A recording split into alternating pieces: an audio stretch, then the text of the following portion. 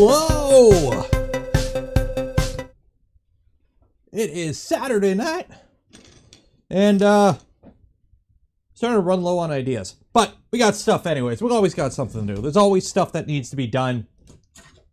So, we're pulling from the list of things I've been putting off for too long. And that is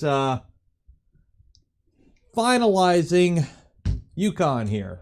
Finalizing the V0. There's a few things I haven't done on it yet that I was going to do at some point. I never really got around to them, but we're waiting on stuff for the Enraged Rabbit Carrot Feeder, which is the multi-material doodad thing that's going to go on the switch wire. We're waiting on that. So, welcome to the, I don't know, what is it called? It's a beach episode. There we go. That's what we're doing. We're doing the beach episode. We're doing the filler.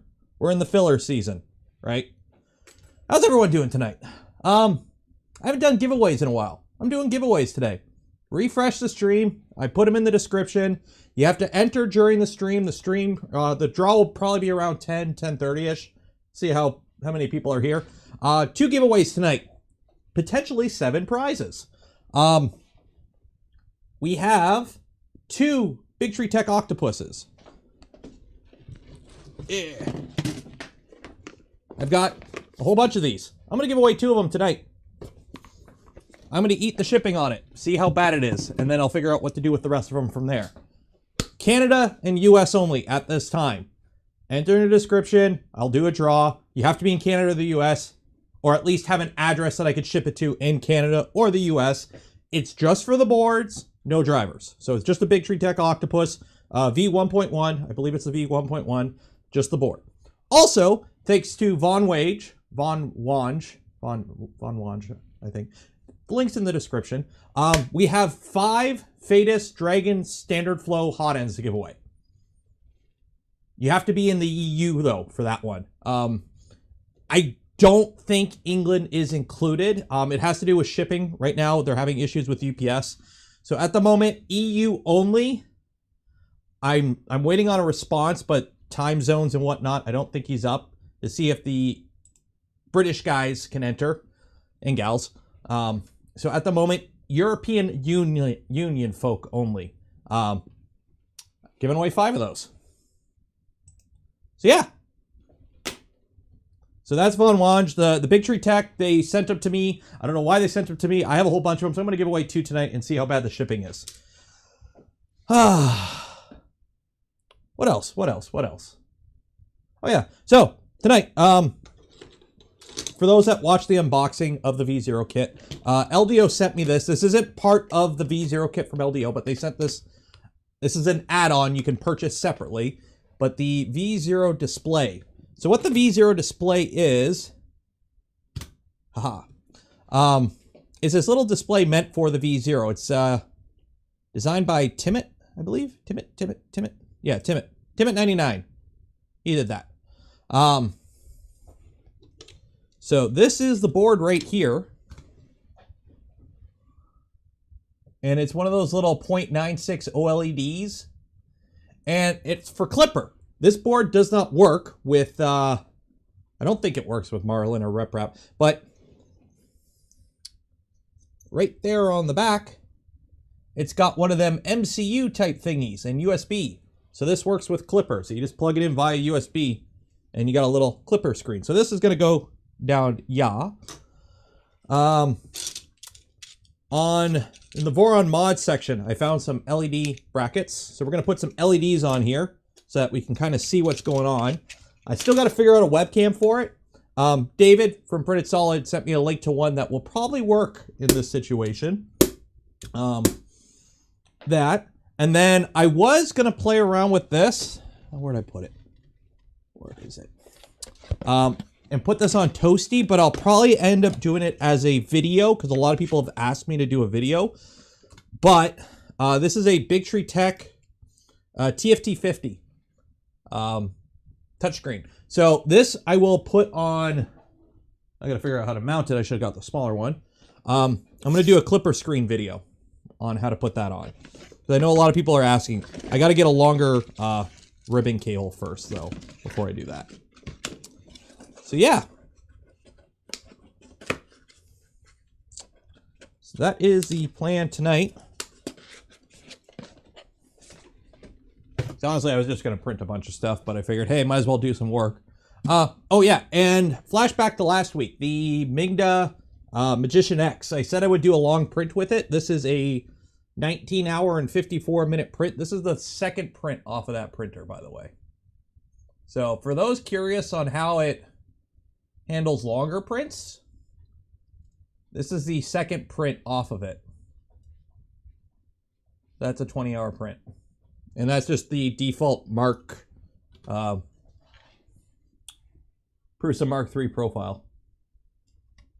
I don't know. Not bad. But go watch Tom's video on his Voxel Lab Aquila, I think it was, review. It's a V-Wheel i3. They all print the same, as long as they're not garbage. Yeah, that's a, that one is off. Thangs isn't sponsoring the stream tonight, but that one is from Thangs, Chaos Cortec. Is a schematic and BOM available? It's right here. It's in the Voron GitHub. So if you want to make one of these yourself, good luck finding the chip, though. I believe this is, yeah, it's an STM-F32, so good luck finding the MCU for it, though. They're pretty much, I can't even read the one on here. Pretty much anything STM-32 is just a ghost right now.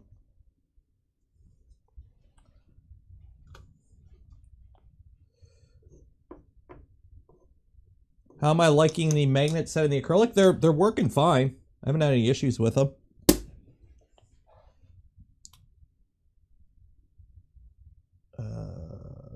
What do I do? Do you have to be in chat? No, I know the way I do it usually is I only let people enter during the stream. So I won't put it live. So you have to at least be here to enter at some point. But you don't have to be here in stream. Now, when I email you for your contact info, and if you don't respond within, say, 48 hours, then you lose your chance. So.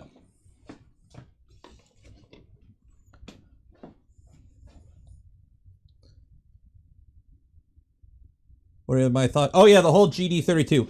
The GD32 for the most part is a near clone of an STM32.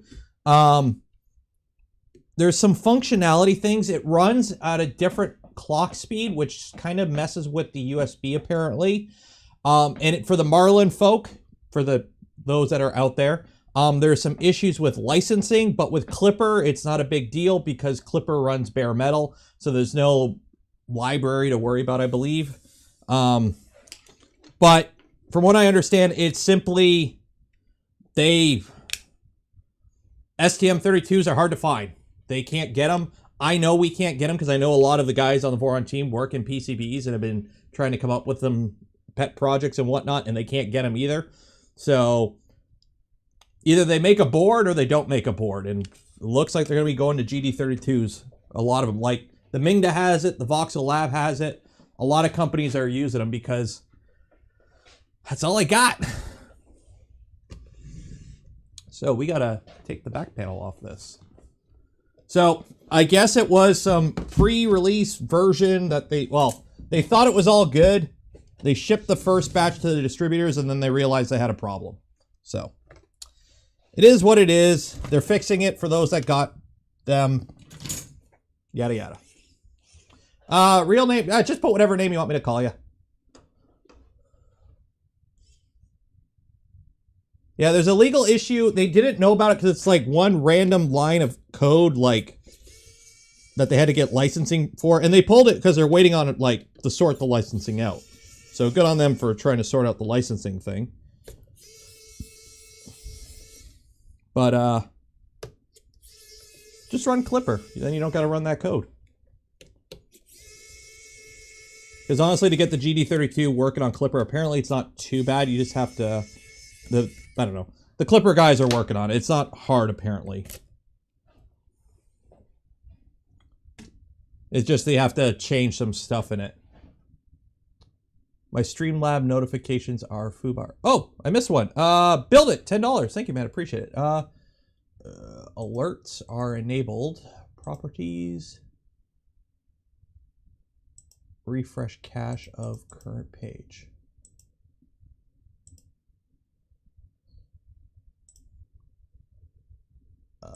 Let's see here.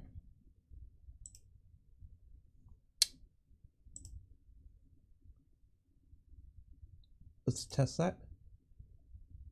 Okay, so it seems to be working now. Yeah, it's a test one. I didn't donate 44 to myself. Is it worth to upgrade the... half my printers run CNA rails and I don't have issues with them. So we have that. So we're going to need to run a USB cable. So with this guy, you have two options. You can either run a USB cable and just straight up plug it in the side. Okay, so that's the simplest way. However, once you put it in your case and all that, you don't want this big chungus USB connector sitting out the side. It's going to look ugly. So USB is a connector. It's just 4 wires internally. So in the back, the PCB actually has a pinout for the 4 pins. So we got what? We got ground, D+, D-, 5 volt. So we're going to cut the USB cable, crimp a DuPont connector on it for the 4 pin, and that way we can plug it in through the back. An octopus versus spider. I'll give you the TLDR. They both work.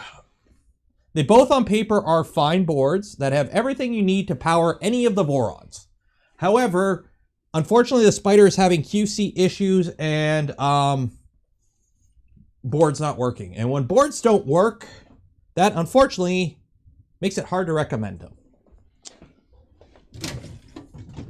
So, at this date and time, my official recommendation is the octopus. Unless you want to go dual ramps, because classic.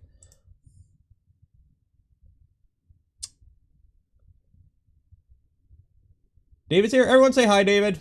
I don't know. Is he in chat? He's always in chat. Everyone just say hi, David, because why not?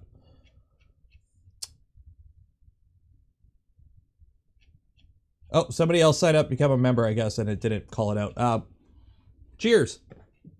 I can't scroll up high enough. Okay, so we're going to take this perfectly good USB cable and cut the... Oh, I cut the wrong... No. I did that once, though. I had to cut the end off a USB to make a power cable for a Raspberry Pi, and I cut the wrong end off of it. I was like, great. Luckily, you know, every household that has any form of somebody who's interested in electronics has like 50 USB micro cables that you can... Okay, I broke that. It's still long enough. Yeah, it's still long enough.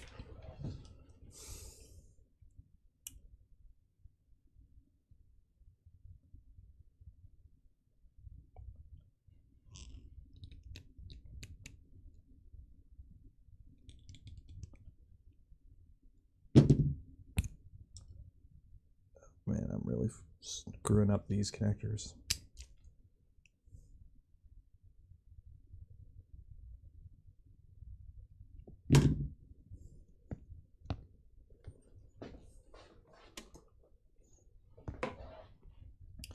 Green is D+, white is D-. That's, I know the black and the red are the ground in that. I sound stuffed up. Do I have the right mic on? Properties. Oh, wait, one second. Filters. No, everything's set up right. I'm not stuffed up. I had a bit of a cold during the week, but trying not to cut the wires this time. There we go.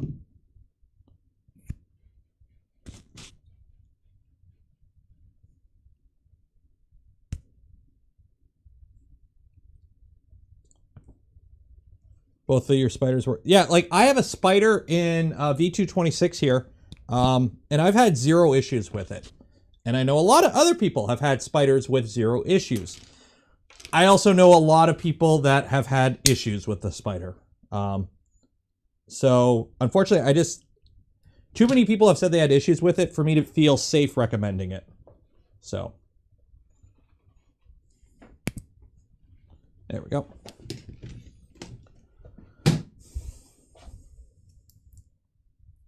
Ooh, it's a shielded USB cable. Fancy.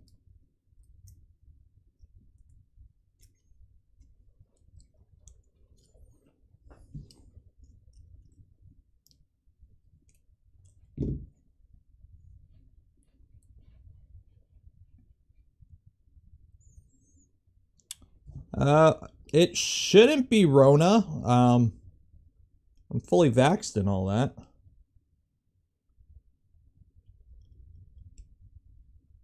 Wow, these, oh my God, these are the worst.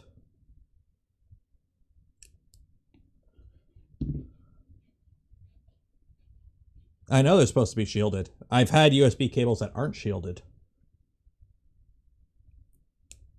There we go. One.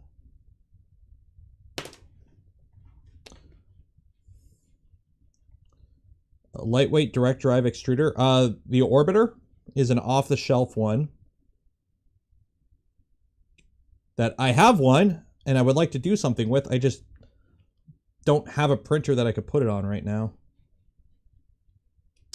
Well, I know I could still get COVID without the vaccine. It's very unlikely considering where I live, the caseload in my location of the world.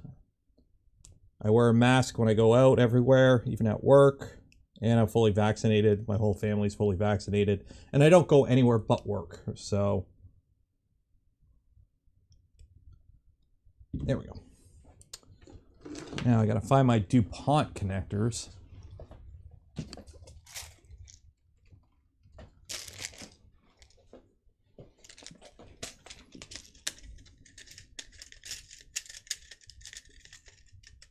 Nope, not these ones.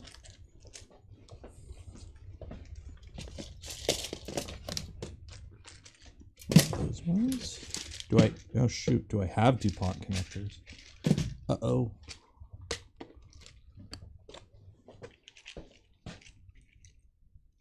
Okay, I have one 4-pin left. And shoot.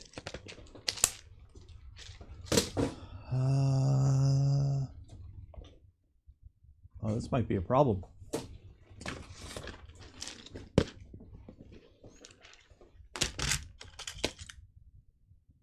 Not those ones.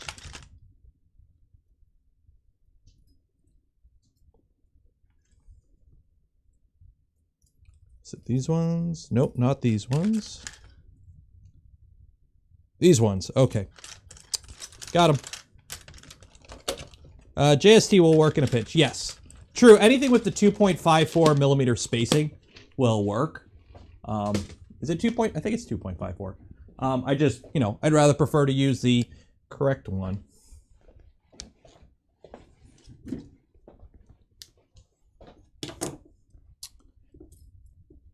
Music, yes, music.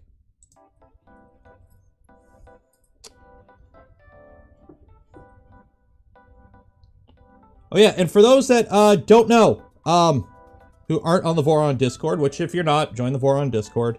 Tomorrow there will be a Voron Live. Voron Lives are typically when things get announced. What kind of things? I don't know. But there is a Voron Live tomorrow. So I think it's at like 11 p.m. Pacific, or I think.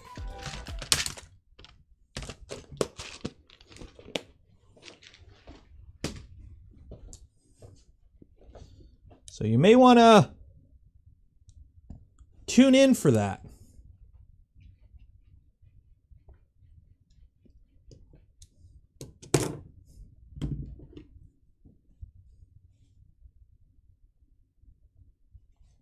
Voron ice cream.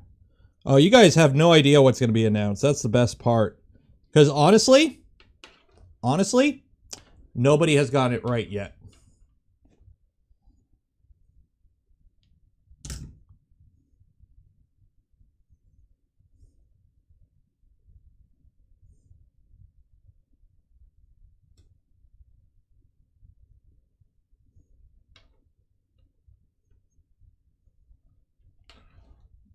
SLA. SLA, doing DIY SLA is honestly quite dumb. Because SLA are such simple machines. Hardware-wise, there's no point in doing DIY SLA. You can't do DIY SLA any better or cheaper than what's off the shelf. So it's not worth it in my opinion, in a lot of other people's opinion, right?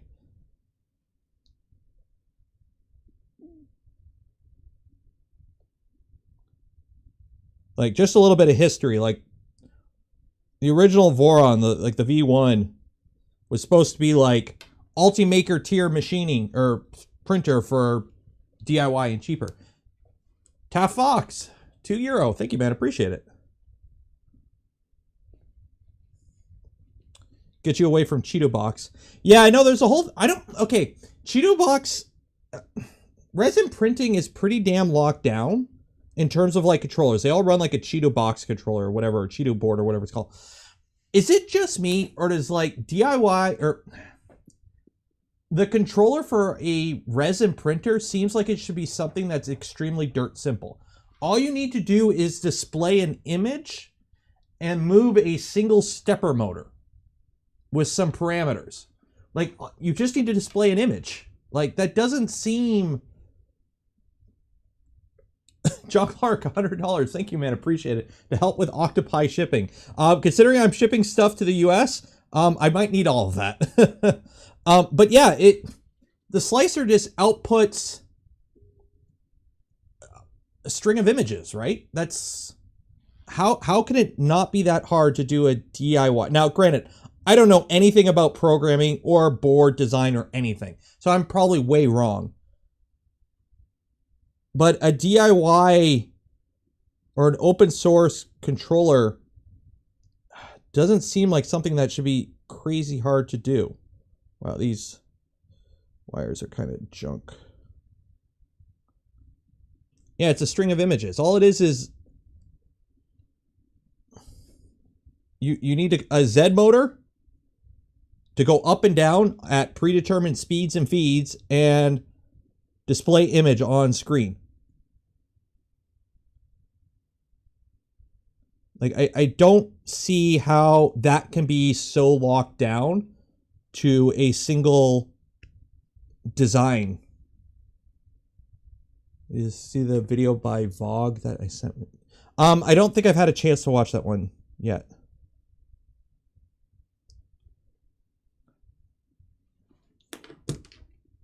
But yeah, I've been playing with the resin printer. Like this week, I did this guy. This is another Bangs model. But it's a Blunderbuss Pete Pirate. And I'm honestly having a lot of fun with the resin printer. But looking back, I kind of want to redo some of my bigger prints. Like, I want to finish my Iron Man mask and whatnot. But I'm like, oh man, I wish I could actually just do it on a resin, because the quality just comes out so much better. And I have to do less prep work to prep it. But okay, so here's the fun part. I haven't like followed chat fully, and I know you're all guessing on what's going to be announced tomorrow, and I don't even need to look, but none of you have gotten it right so far.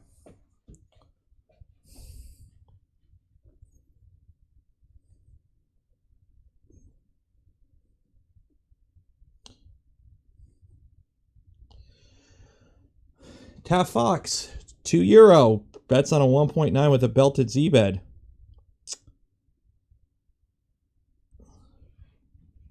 It's funny, everything you said in that sentence may or may not be right or wrong, potentially, hypothetically.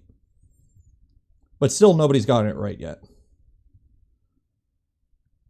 There's been a few portions that have been kind of close to being right, but nobody's actually gotten it right yet on what will be announced tomorrow. There is an announcement. It's not, we're not going to not announce anything. Unless not announcing anything is the announcement. That will be announced at the announcement tomorrow.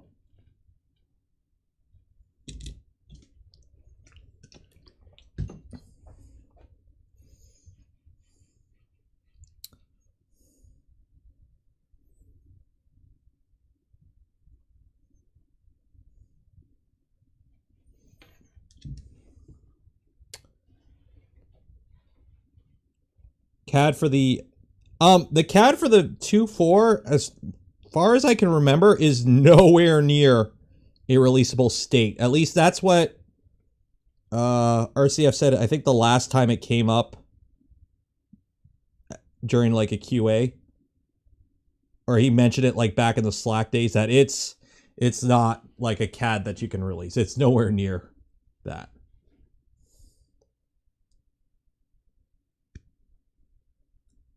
I hate DuPont connectors. I can never get them to crimp right.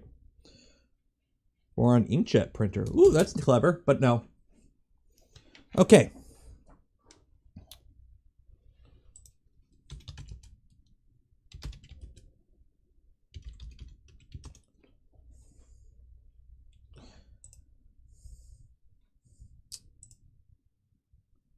So the fun part about USB, they are all standard. It's not like a stepper motor where the wire colors don't have a standard. USB actually has like a legit standard. So we got, and they're usually in the same order. So it's red, white, green, black, red, white. Oh, no, in this case it's red, green, white, black. So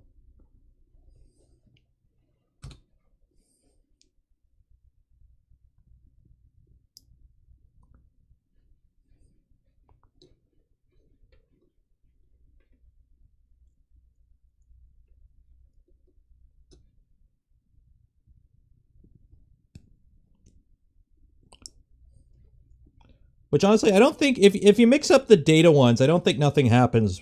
Just don't feed like 5 volt to a data line. At that point, you probably have a bad time. The dev team is mining this for data. Exactly. Actually, what's going to happen is after the stream, we're all going to just get wasted and open up Fusion and try and actually design something overnight. Just to, because we honestly don't have any ideas.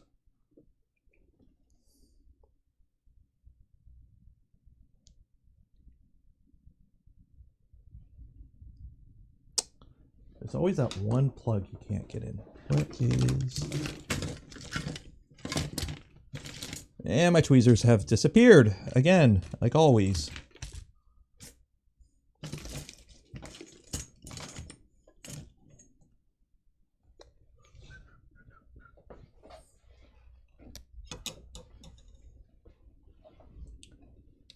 I really need to get my magnetic board in here.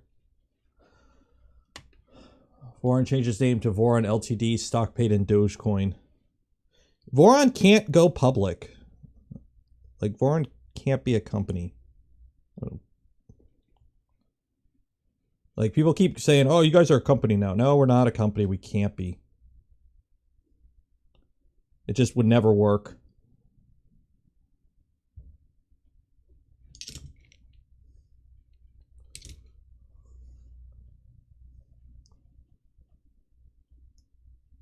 Get in your home. There we go. Bob the Slav, €2. Voron flamethrower. Mel Brooks needs to sign off on it, and then we're okay to do Voron the flamethrower. It's all merchandising, right? That's where you make your money. It's merchandising.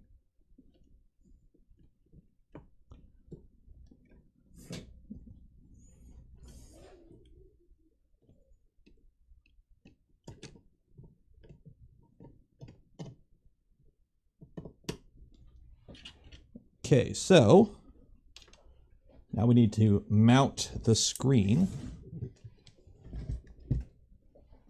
New logo. Oh, the logo isn't going anywhere. It's classic at this point. Spaceballs reference, yes. Okay, so I don't mess this up in the future. Oh, you can read through it. Okay, so 5 volt is there. So we need to put some heat sets in this, I believe.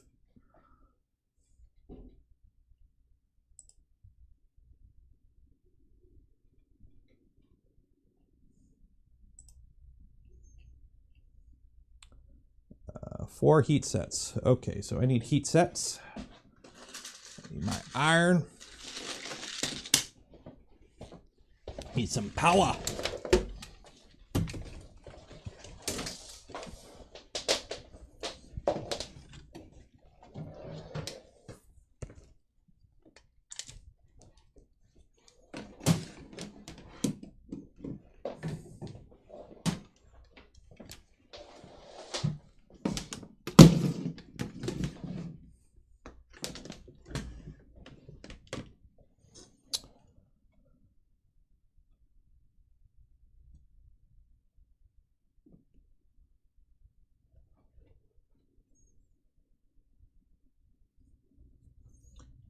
Why doesn't the 2.4 have a name? So, originally there was the Voron. It was just the Voron. Voron version 1, right? And then Voron 2 came out, the V2. The name of the printer is V2. It doesn't stand for Voron version 2. That is a Voron V2.4. Because the point number, the number after the point is the revision. Before the point is the name. You're supposed to be in bed. Say goodnight. You say goodnight? No, you gotta look at the camera. Hey. Say goodnight. Good night. You gotta go to bed. Okay. I had to find new PJs for him. Oh. And he already uses them. Okay. What was I saying? Oh yeah, so the name. So there was the Voron. The Voron became the V1 retroactively after the V2 came out. And then V0, because it's the small one, so it's smaller than the V1 and the V2, so this is a V0. At that point, the name got confused, so now they're actually named. So we have the switch wire, and then the legacy. So it's funny because as of right now, the oldest Voron is the 2.4, which is the highest number. So.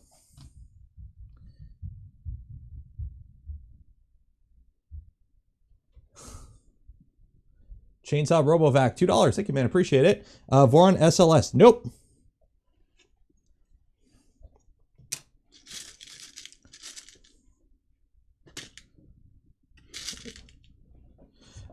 It's not that my outlet situation is dismal. It's just I don't really have... in this room, I have 3 outlets. I have one right here on the wall. That's got a power strip in it. And it's got the computer, the 3 monitors, the camera, a light, this light. It's got a bunch of stuff plugged in. And then I have one over in that corner that has a UPS plugged into it that has all the printers plugged into that as either power or surge protector. And then it also has these lights, a bunch of lights. So that one's used. So the only free plug I have in the room is over here, and I have to run an extension cord. So, yeah. This room isn't a studio. It's not really set up for this kind of thing. I kind of make it work. And then I'm going to have to put because I'm working on the closet tomorrow. So I want to put an island kind of in here against the wall so I have more desk space. Because I want to put another bench against the back wall behind me and move the stuff that's in one of the shelves into the closet and put a shelf in the closet. So I can put another bench there so that I can actually have all the printers out. At least the ones that I actively use. And then the resin printers are either going to go into another room or somewhere else. Because like right now, the Magician X and the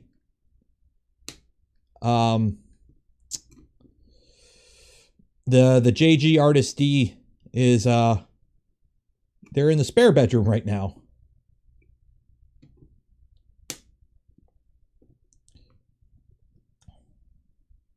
I'm starting to understand why Joel has a studio.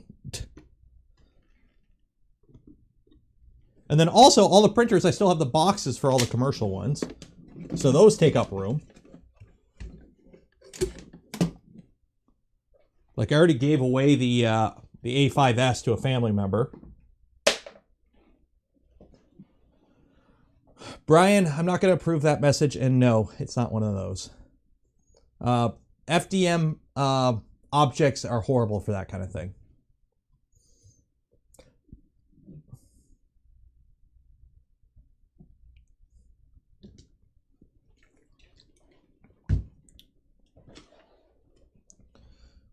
Okay, so this is pretty much like two pieces. I don't know. I have a spacer piece that I think I've already lost. If anyone in chat has put one of these together, what is this little spacer piece for? I don't know what it's for. I don't think I need it. Phil R, $4.99. Thank you. Appreciate it. An all-day organizing stream. Honestly, that was going to be the original plan tonight. I have a box of parts I need to take heat set inserts out of. I need to like organize some stuff and whatnot. Tonight was going to be the organize and arrange stuff stream. The display in the PCB. Oh, it's to keep it from flexing. Okay, that makes sense. That makes sense. But I think that's for if you're putting it together yourself, which obviously I am not. So I don't think I can get it in there. Oh, I can get it in there.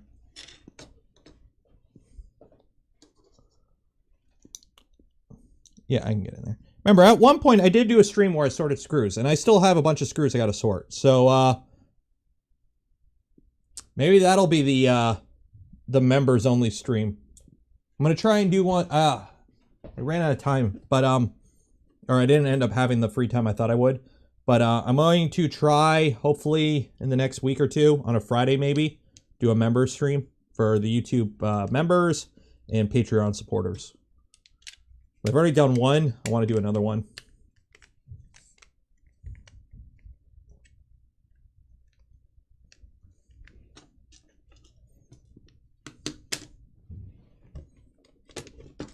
Your printer beeps and sleeps and does the sweeps. You have been jammed. That's usually the cause. Look for a flying Winnebago. That might be able to solve your problem. Screw sorting stream.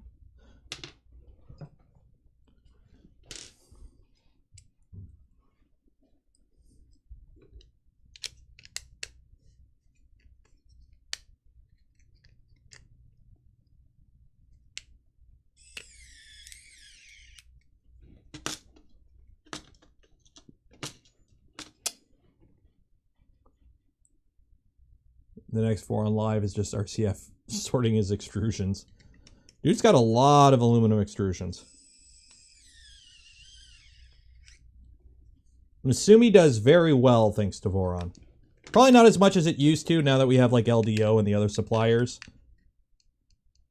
But I'm pretty sure they still do pretty good thanks to Voron. Plus, you know, all the actual commercial sales they do with legitimate companies.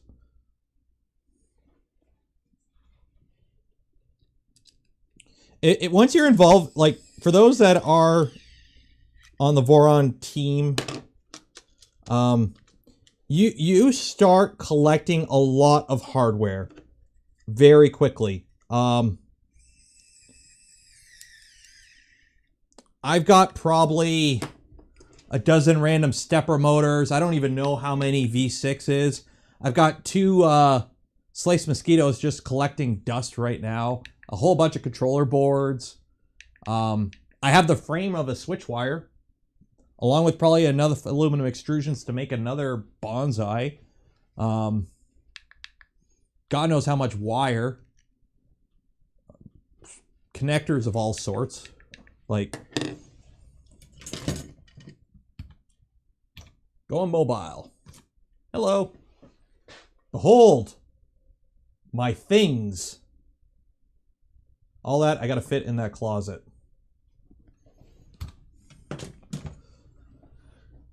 We ain't found shit. Exactly. Yeah, we do need to release the Voron shower. That is top priority, actually. Like, everything else is on hold because of that. My stuff, that's what the line is. Behold my stuff.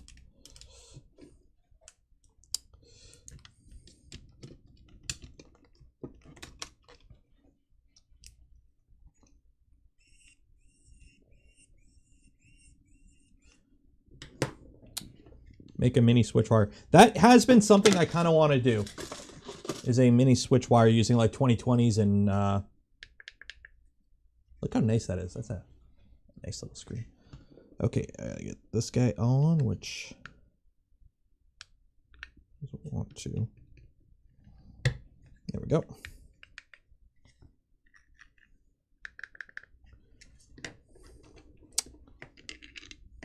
Now I think these are M38s, if I'm not mistaken. Which I don't even know what these are. I got a baggie of screws there. I know I have M38 somewhere. I just had a whole baggie of them. Where did I put them? I'll use these. Go with flatheads. Why not? Nope, don't have flatheads. There. I think this drawers. And oh no, I do have them in here. Don't drop. Don't drop.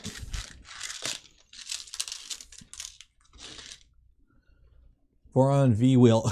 That wouldn't be retro. That would be going backwards. Honestly, I don't know why companies still use like. I mean, Christ, Lulzbot is using V wheels still on their $1,200 machine. You can get aluminum extrusion or linear rails for like 15 bucks. And they're so much more compact. I don't know. Like, considering they're still using an 8-bit board, I'm assuming it's just stuff they still had in the warehouse that they could easily reuse.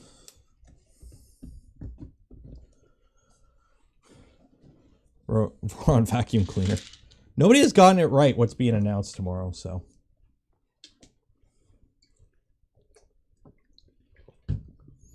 Everyone's copying the Ender 3. It's not that they're copying the Ender 3. It's just the Ender 3 is the most efficient, bang for the buck, good enough printer design that you can really mass produce. That hits enough of the tick marks to get you into the largest market share without being too expensive to produce and too complex of a machine. So what's basically happening is companies can just pump them out quite reliably, and because people are cheap, people just look at which one's the cheapest.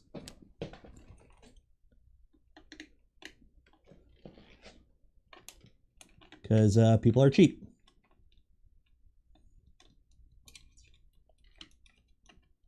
Human's gonna human. Dave, thank you for becoming a member. IDXV2. Follow Eddie the Engineer on Twitter.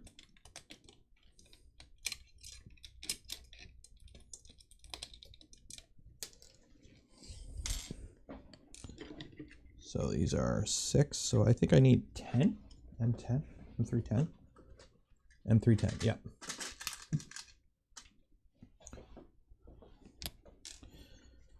But yeah, I have nothing against like the V-wheel bed flingers. It's just, they're a dime a dozen and everyone's doing them. And I legit think the 3D printer market is due for like a, like I've said this a few times now, I believe the 3D printer market is due for a collapse. I believe it is due for a...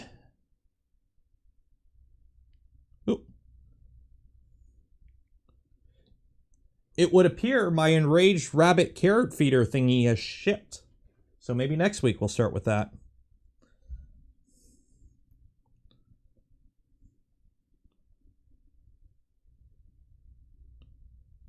Okay. What was I saying? So yeah, I do believe the 3D printer market is going to have a collapse in, I don't know when, but the market is flooded with the same printer. And everyone can't be doing the same thing. So for those that are familiar with the collapse of game consoles in the early 80s, like when like it was flooded with like ColecoVisions and all that stuff. I fervently believe that we are due for something like that in the 3D printing world. Actually, I think I need M12. So I do believe that the market will correct in the near future.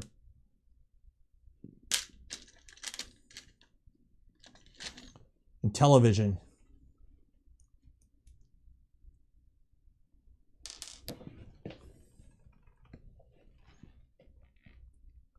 Due for a correction, not a collapse. Good point. Like, honestly, it's why I still recommend the Ender 3 V2.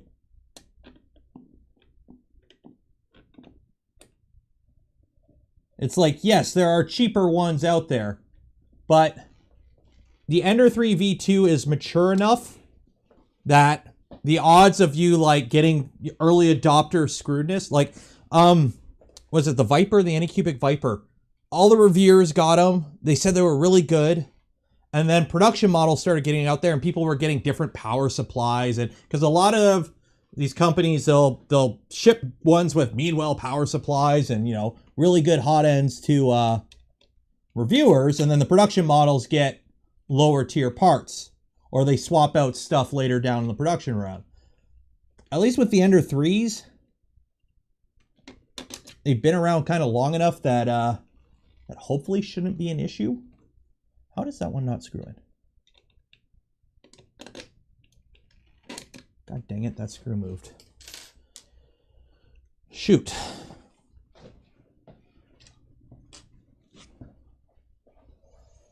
So at least with the Ender 3 V2, for the most part, you know it's going to be a good one. You don't have to worry about, oh, dang it.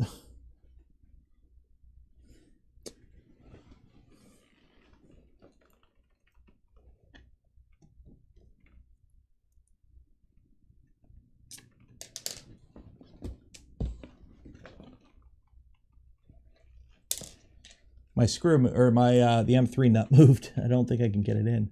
I might have to take this apart. Oh, no. Dang it.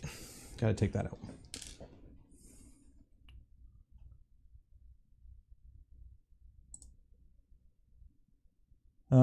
Flash forward burning my house. My house hasn't burned down yet.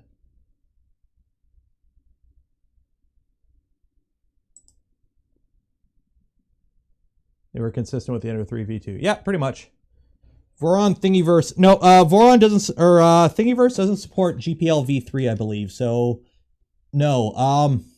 However, Thangs.com does allow GPL V3. So if you want to upload Voron mods to Thangs and attach the GPL V3 license agreement, go right ahead. You can do that. You don't have to put them on the GitHub. So if you're making Voron mods and you want to put them on Thangs, they support GPL V3, which is a compatible license with Voron. So you can go ahead and post your stuff on Thangs. So yeah, you can do that. I have actually been kind of talking with Thangs to try and get some community stuff set up. So, okay. Oh, great. I moved 2 of them. Okay, so let's see here. Okay, so now comes the fun part where I got to line up M3 nuts and hopefully not move anything. And that's magnetic. Great.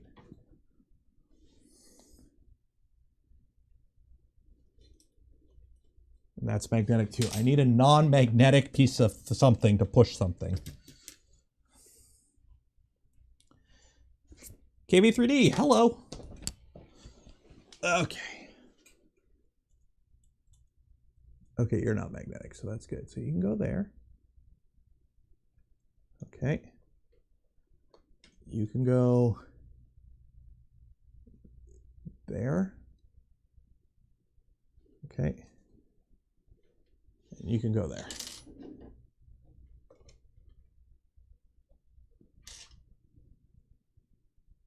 Oh, this is so much fun.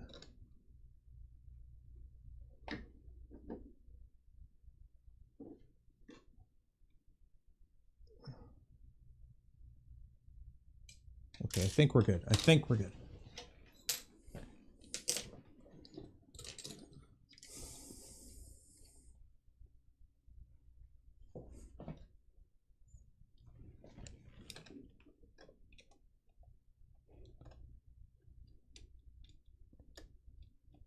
So also don't forget we're doing the draws tonight. So if you haven't entered yet, check the description. You get an awesome Fadus Dragon, standard flow, or a Big Tree Tech, depending on where you live in the world. So if you want a really good hot end, or you want a pretty dang good controller board, enter below.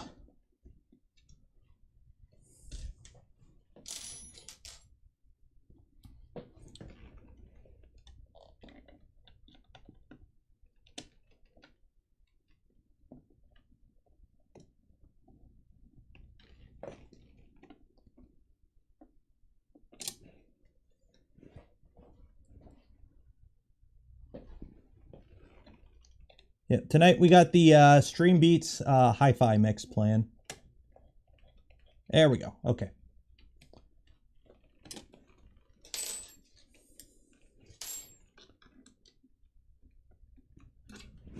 Okay, now I'm gonna plug this in. So 5 volt is at the bottom, and that's ground. So how am I gonna? Oh, this is gonna be fun. I'll take things I should have plugged in before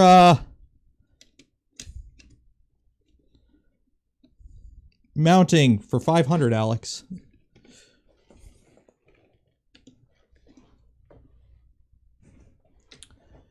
David, 1999. Check my Twitter DMs. Okay.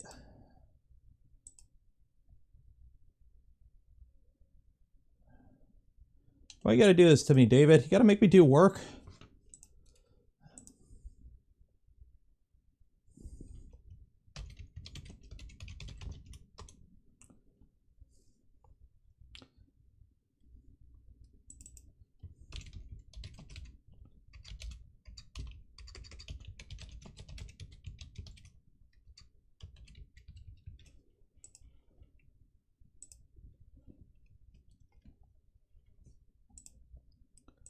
Okay, I think I just reused that one.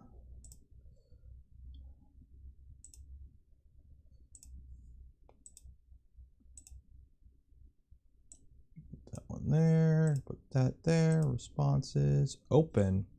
Okay, if you're in Canada or the US, you want some Jesse filament, enter that one. So some Jesse filament from Printed Solid. How much are we giving away here? How much are we giving away here? 3 3-packs. So 3 winners have a chance of winning 3 packs or 3 spools. So 3 times 3. So we're giving away 9 spools, but to 3 people. So 3 people are going to get 3 spools for 9 total. Canada, US. Enter. Go enter that right now. There you go. Enter that one.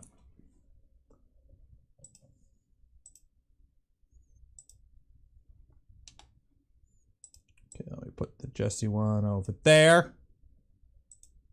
Oh, geez, a lot of people have entered that one. Okay. There we go. Yeah, just so you guys know, like, if you try to ping me about anything while it's streaming, I have all, like, my notifications off. Okay, there we go, there we go, there we go. I love giveaways. Okay. So now it goes back to me trying to plug this in, which I should have did before.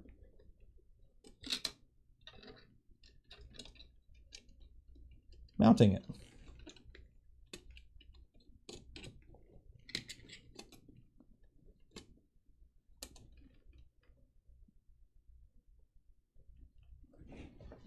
Pliers, pliers, pliers, pliers. No music. What do you mean no music? There we go, music.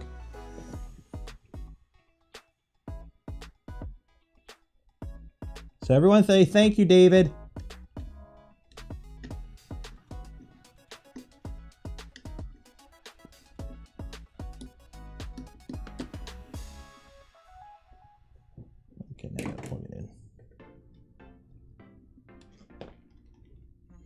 There we go. Okay, so that's plugged in.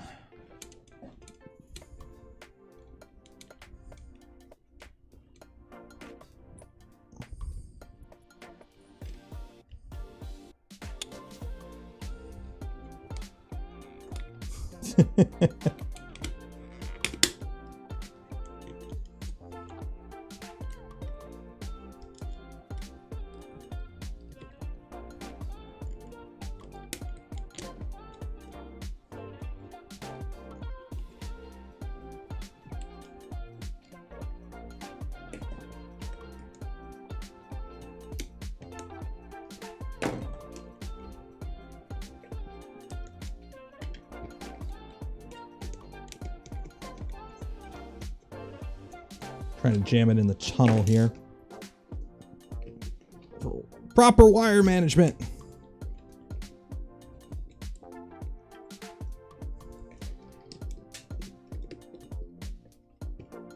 There we go.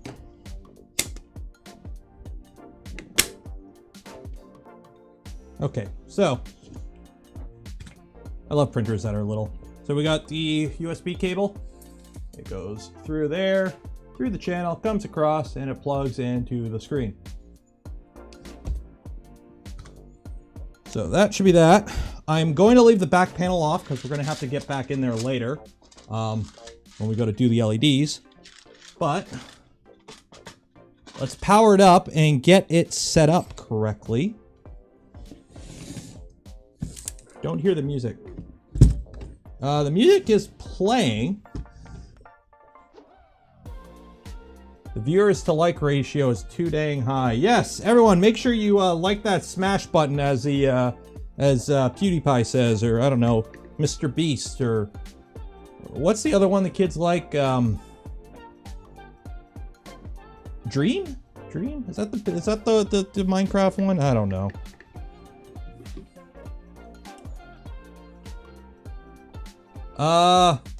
Just put your screen name. If it's one that I gotta ship you something, you're gonna have to tell me your real name at some point, so. Nothing should move. Like this doesn't move. This is a fixed position display, so. Markiplier, yeah, let's go with Markiplier.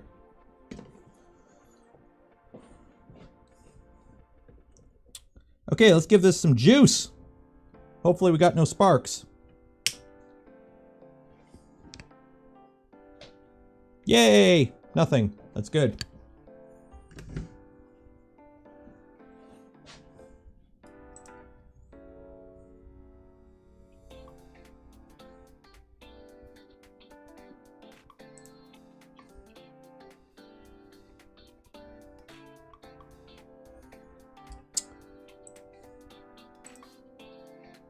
Oh, no, I do have a screen. It's just not displaying anything.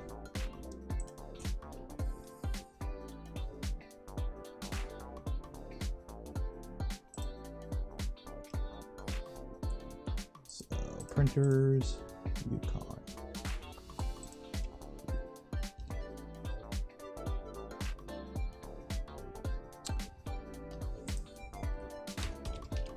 Putty. And of course, none of my the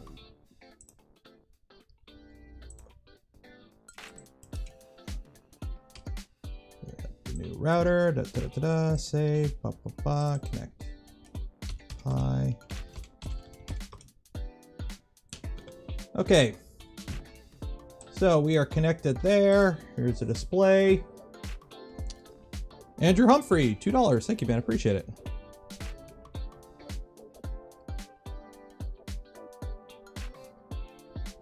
Yeah, it's not. That's what I figured. I didn't know if it would have like a, if it would turn on or not.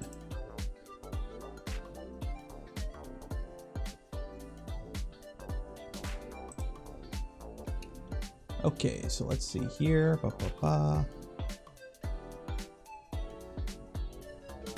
So I need software. So that's all that. So I gotta flash this.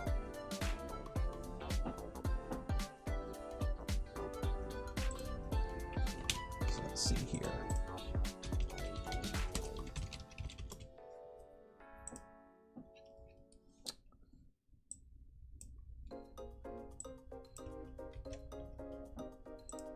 So CD Klipper.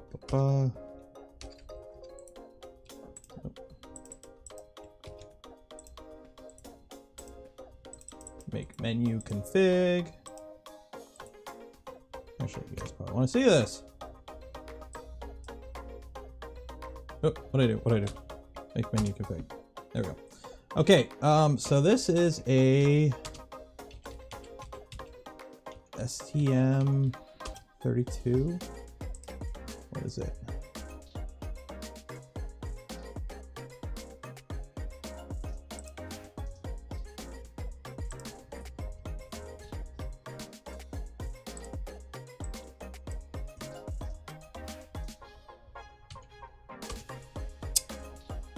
FO2.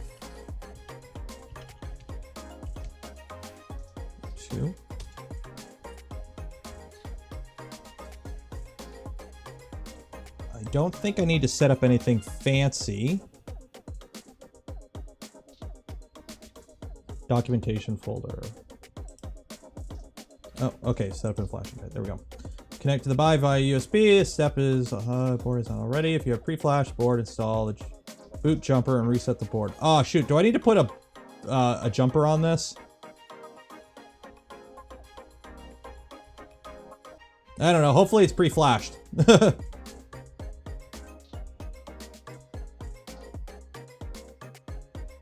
I don't know.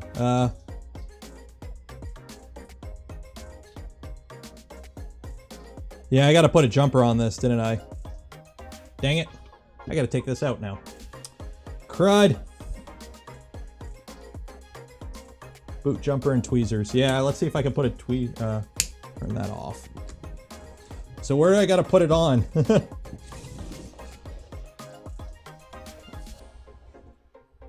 Let's see here.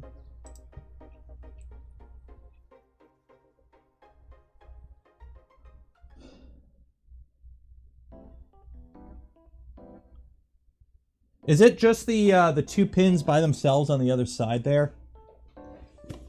I think I got some jumpers in here. Yeah.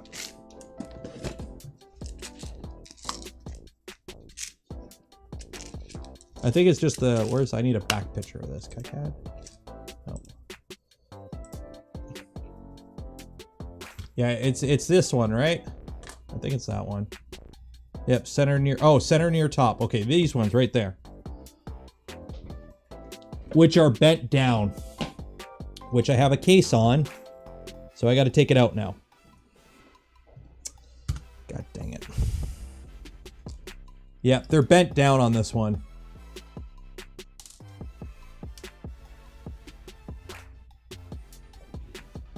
So I got to take this out.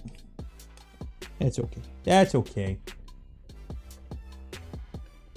What are we building? We are not building. We're installing a fancy LCD display. Short them with a screwdriver. No, we'll do it the right way. We ain't Neanderthals here.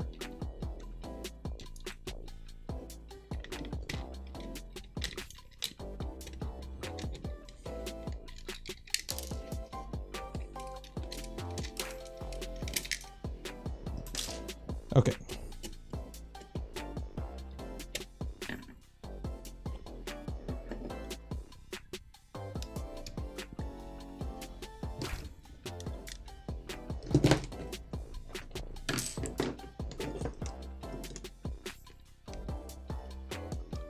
What happened to testing things out on the bench before installing them? Because YOLO, man. Ain't nobody got time for that.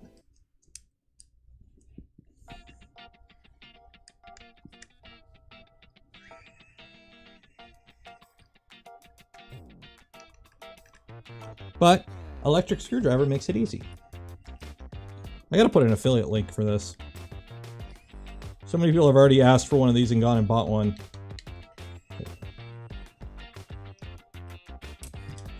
Okay. So I have to put the jumper on for boot, flash it, and then I take the jumper off, right? Yeah, see, on the LDO kit, it's the boot one is bent down.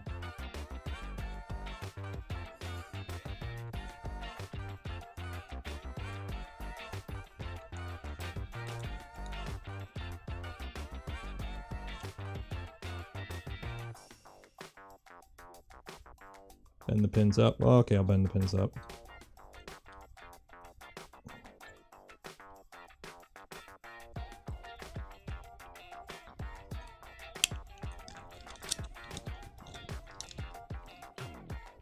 Okay, we bend that up.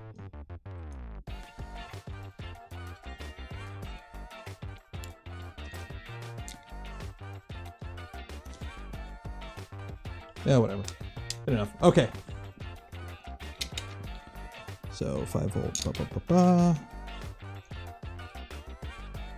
in there. Okay, power it back on.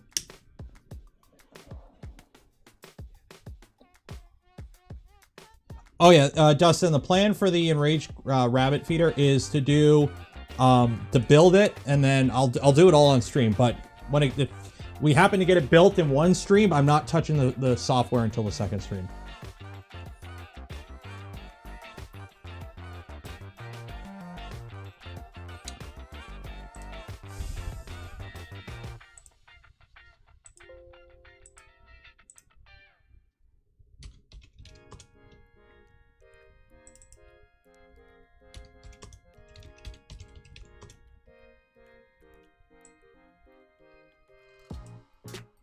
Okay, so we are connected. Okay, connect to the board via USB. This step depends on whether the board is firmware or not. If you have pre-flashed the board, install the boot jumper and reset the board. This will put the board in DFU mode.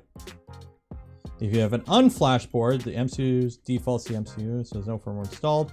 Firm the board, enter in step 4. Connect to the host via Raspberry. Run L sub in the command prompt.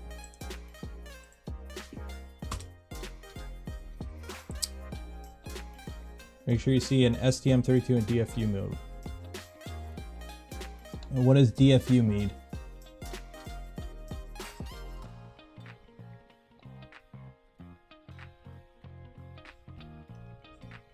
I want to install Klipper in a generic Get Mega board which may not have a template in Git.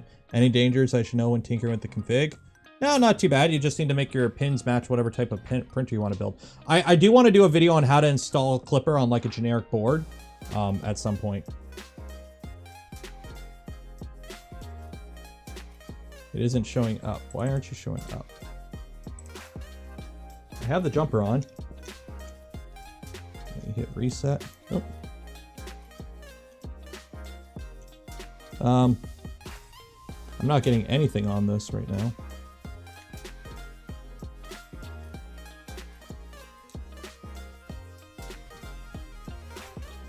Why aren't you lighting up at all?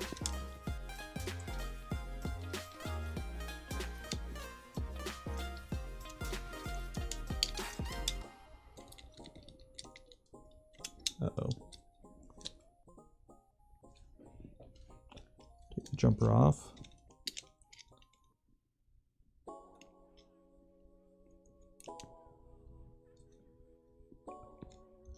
Okay, we took the jumper off. Now it's lighting up.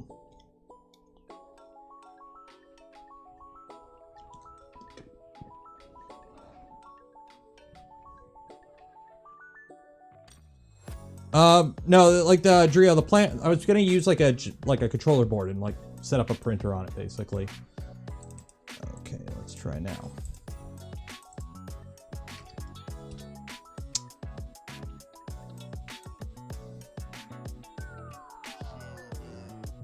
I don't see it. Why don't I see it?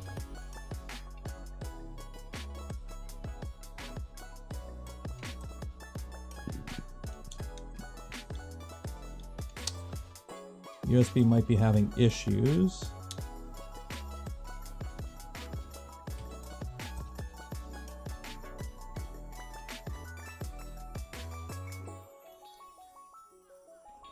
Hit reset.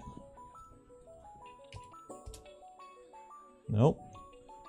Can I put the jumper on while it's plugged in, or do I gotta unplug it? Did I swap D plus and D minus? What do you mean swap them? I have like D plus hooked up to D plus and D minus hooked up to D minus, if that's what you asked.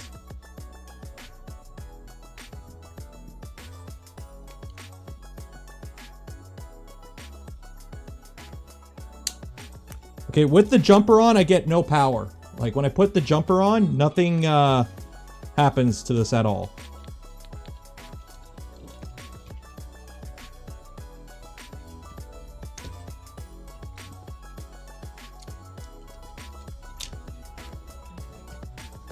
Try a different USB cable. Well, I'm not going to cut one up. Let me just find a generic USB cable and plug it in over USB.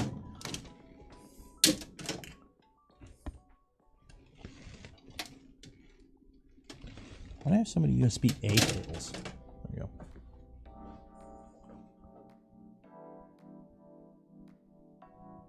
Yeah, I could try swapping here. Let me try it with just the generic, like, USB.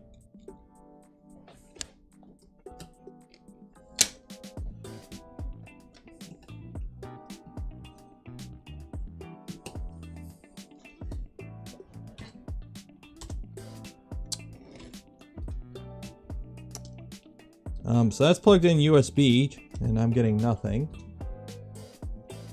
And plug it. Put the jumper on.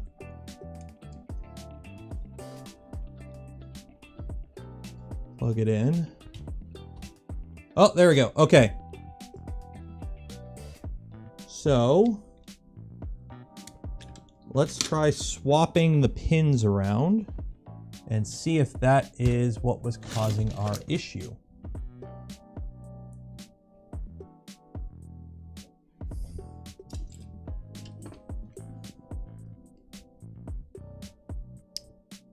Because right now, if I just plug it in,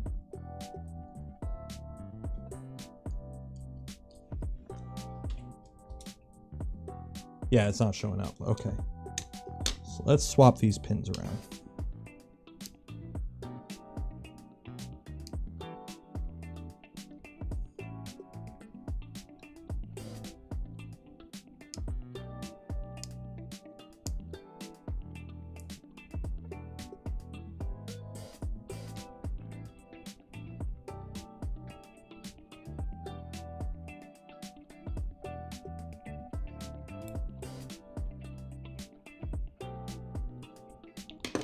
Okay, so swap the data pins. Plug it in.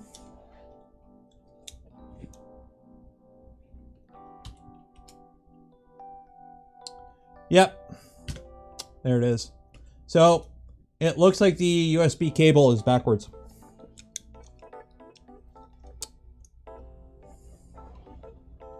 Make sure you're okay. Run that in the command prompt.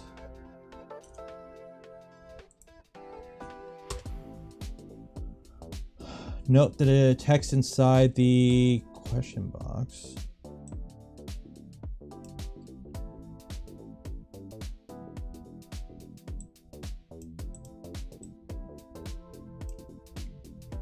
Copy that. Not bad. Okay.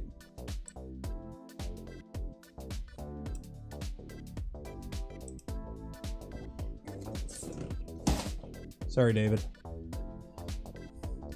Remove the boot jumper.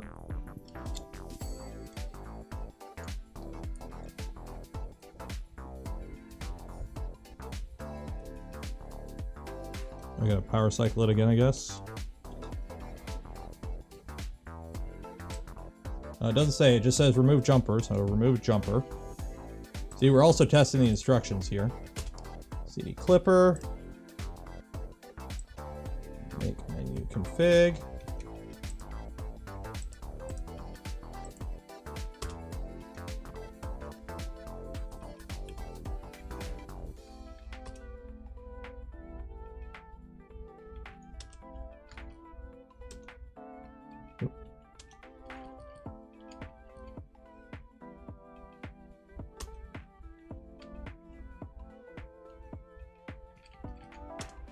clock.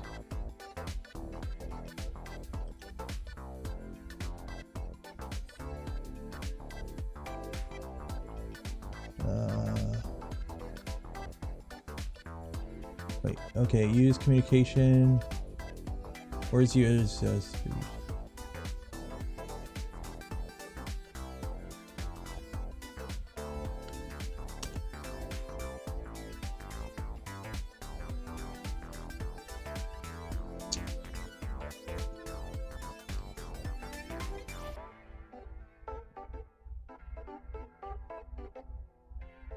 What USB IDs specify custom?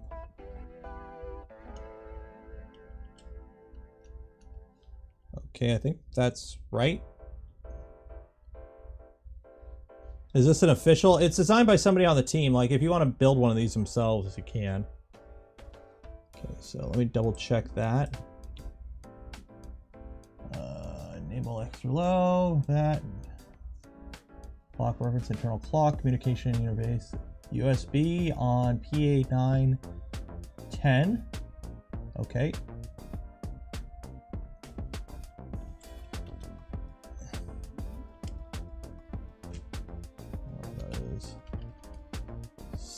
Step pulse.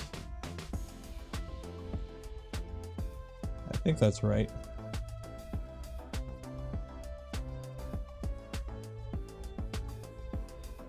I don't know what that is.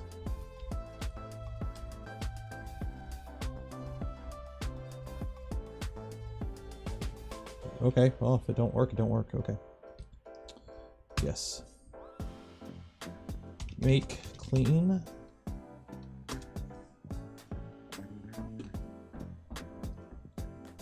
That was quick. Okay. So make flash device. Blah, blah, blah, blah, blah.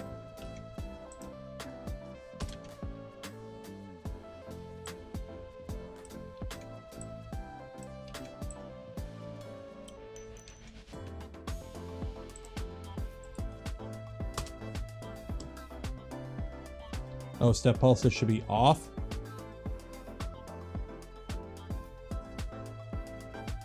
Well, I'll just do it again after. I'll just reflash it with it off.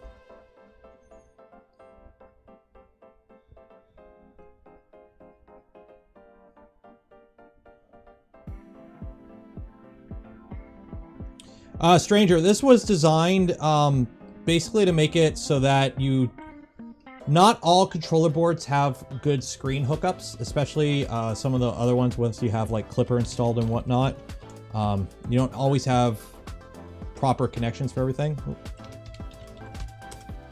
There you go. Plus, this is USB, so you can run it as long and far away as you need a USB cable, for example. So, okay, turn that off. There we go. Save, make clean.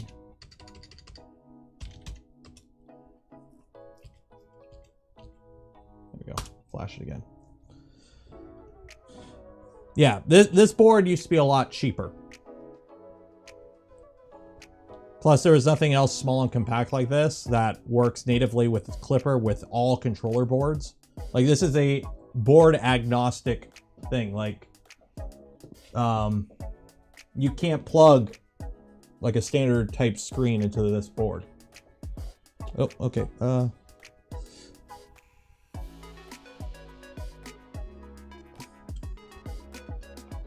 Shoot.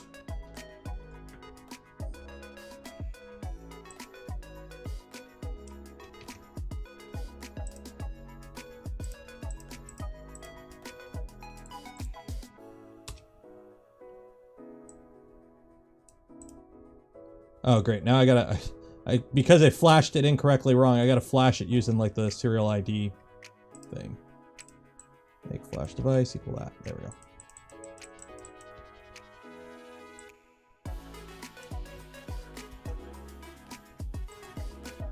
Copy.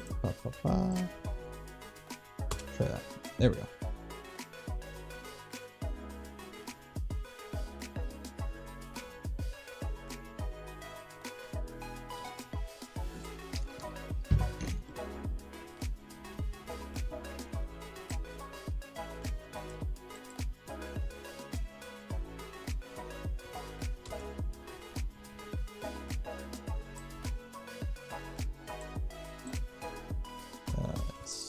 getting errors.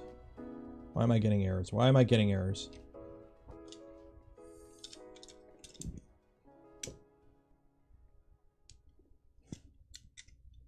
Well, it's flashed.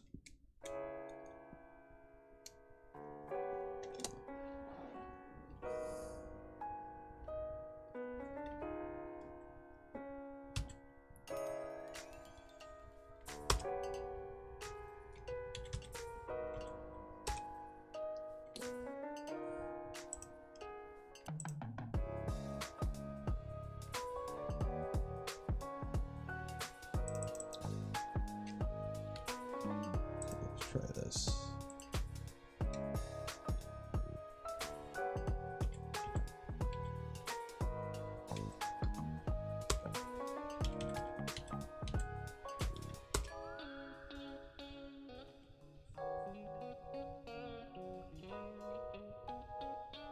Okay, so I flashed it wrong because I had the but now it won't let me re-flash it.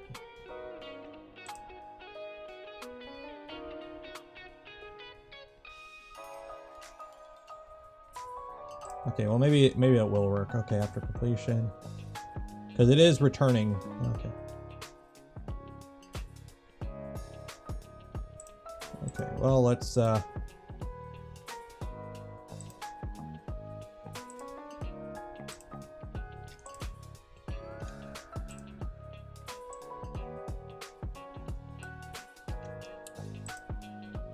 system. Edit.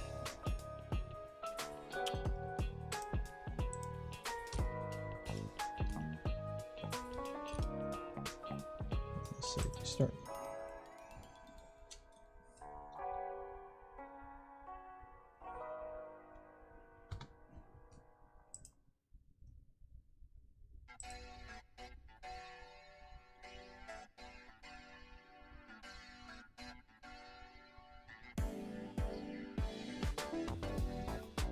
Come on, Klipper.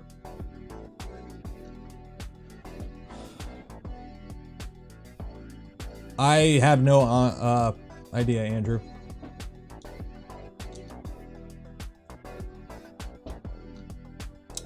Waiting on Klipper to restart.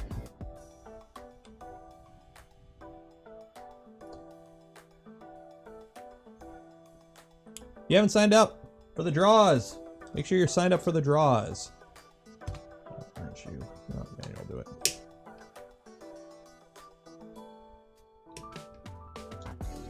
Hopefully I didn't brick this. If I bricked it, I'm not going to be happy.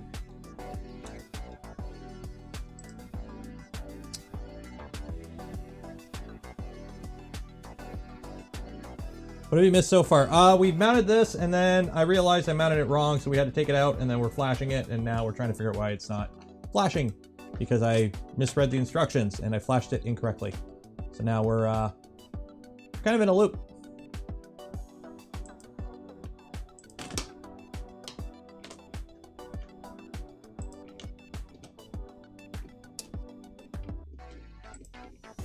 And it doesn't want to connect. Why don't you want to connect? Why don't you want to connect?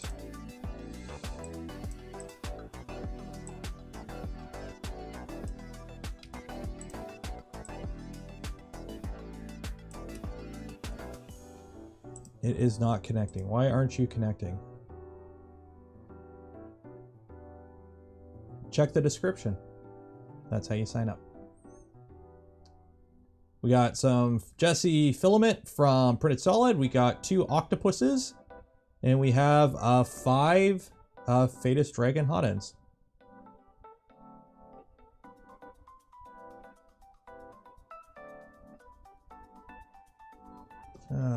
Yeah, you know what? Let's start over. Let's start over. Crud. Okay. Unplug. Let's start over. Documentation, flashing guide. Put that in. Put that in. Reset.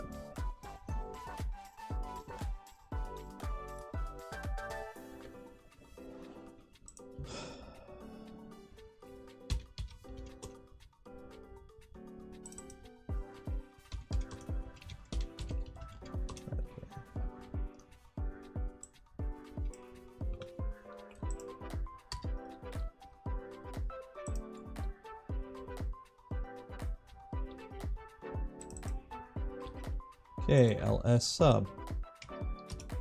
Okay, so we got that in DFU mode. Okay.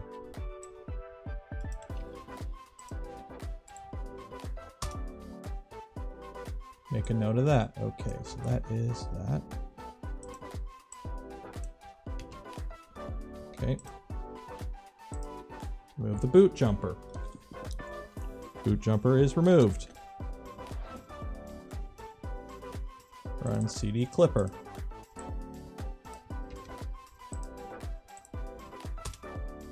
Okay. Make menu config.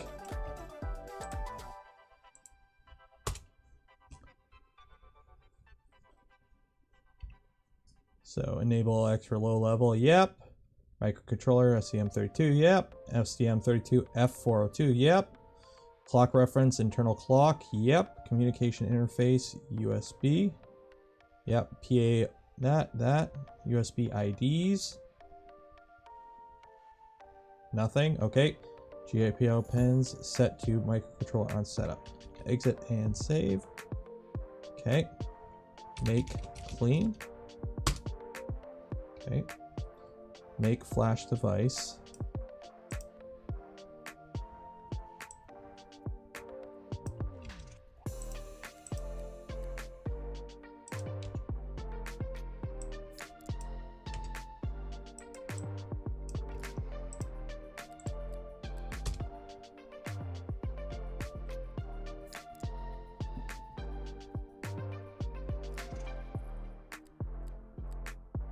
What would a Resin Voron look like? It would probably look like a Mars or something. Like, you can't do DIY resin worthwhile. It's not worthwhile because you can't make, if you can't make something cheaper than what's already out there and you can't make something better than what's already out there, what do you get?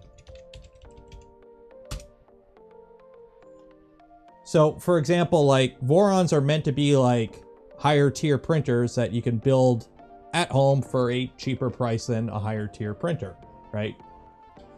Remember, so everyone always says, oh, why aren't Vorons cheap? Okay, Vorons are not, let's file, font, let's go here, okay.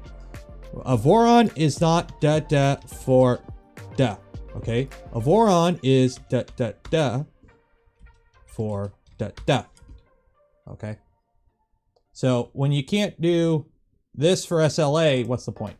Because SLA printers are already cheap, right? Resin printers are cheap, so you can't do this, and then you can't make something as good as like a Phenom or any of the other like 4K really good ones for any really much lower, so you can't do that. So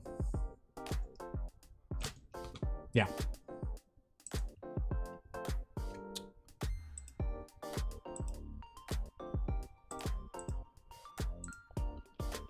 Okay, so that is that, make clean, So if I run ls serial by ID, I should see, okay, so yep, there it is. So they're both flashed, okay. Your board should now be usable with Klipper, use the example config, okay. So there we go, firmware restart.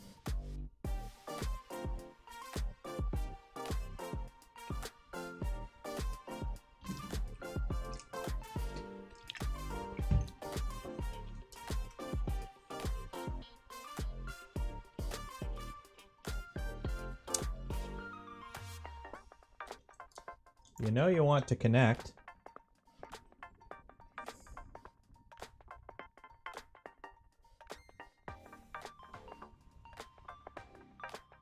CAD Monkey, I changed the settings and saved it previously. And I couldn't reflash it because I didn't reset the board. So it was still corrected when I reflashed. But right now, printer is not ready. Let's remove the MCU stuff here. Let's remove that. Save, restart. Okay.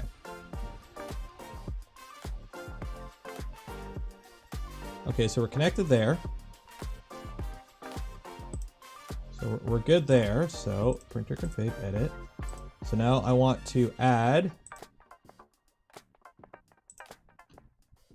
software, which is the display encoder. Oh, do I need this as a separate file? Or no, this would just be in my config, right? This would just be in my config, right? This doesn't need to be a separate file.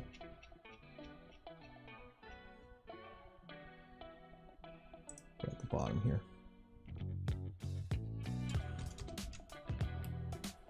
Yeah, display encoder. Yeah, display encoder, yeah, that's all normal stuff. Save and restart.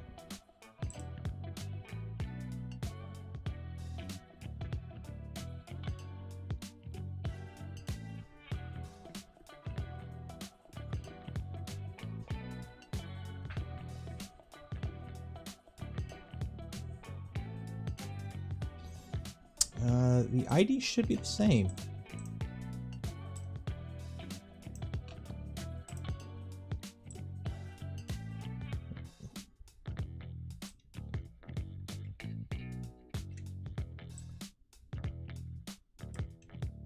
Oh, no, it was a different ID. Save and restart. Okay.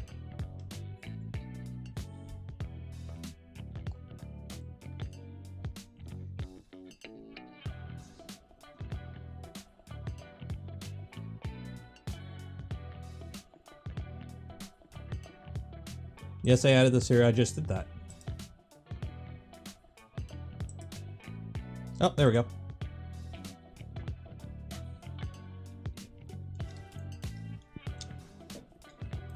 And we are connected. And I think the display is broken. Great. I've got like lines. Shoot.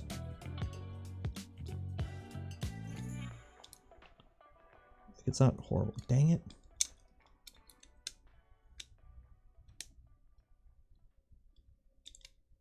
Yeah, see here. Shoot. Yeah, see, okay. We're connected. There we go. And now we got a display. Okay, so let's turn it off. I'm getting like these weird, I don't know, can you see the lines? I don't think you can see it. I got like vertical lines coming down wherever there's display. Jared's not broken, that's normal. Oh, that's normal? Okay. Just what it is. Yeah. Shift the screen over too. Okay, yeah, so let me turn this off and get everything hooked back up. So there we go.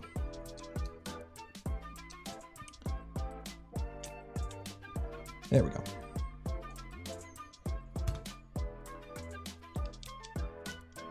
That was fun.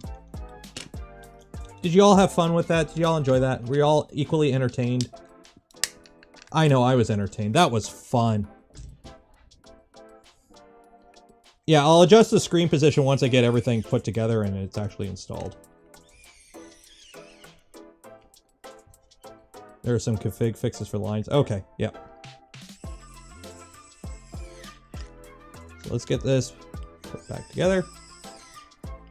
A VCOM 31 will fix the lines. Okay. Okay, so quit chatting in chat. I'm trying to copy a line. There we go.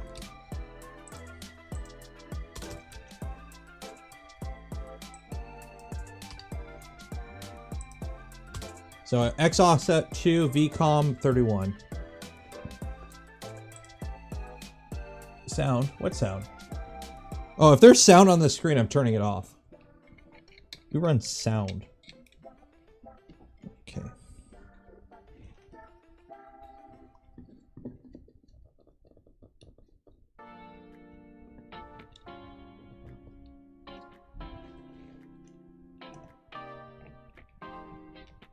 No, wrong one.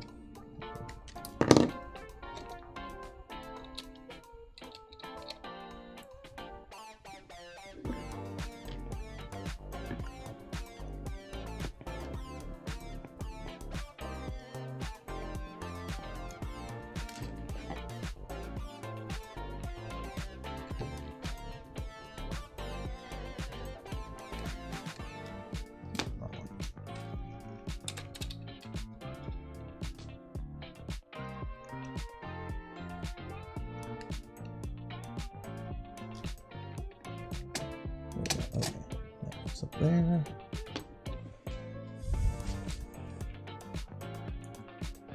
Yeah, Yukon's the name of the printer. Because it's gold. The Yukon Gold Rush. And not because of the potato.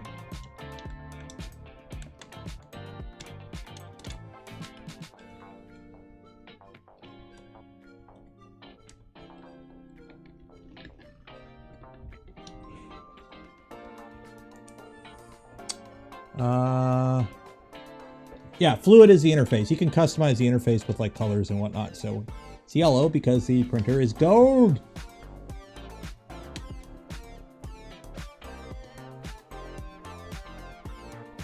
Okay, that's attached, that's there. Jumper's out. Okay, get rid of this random USB cable that I don't need anymore.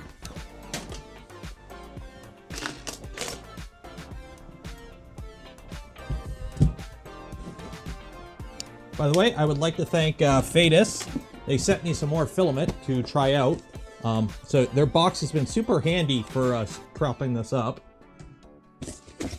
But they actually hooked me up. They sent a bunch. What I got? An actual kilogram spool of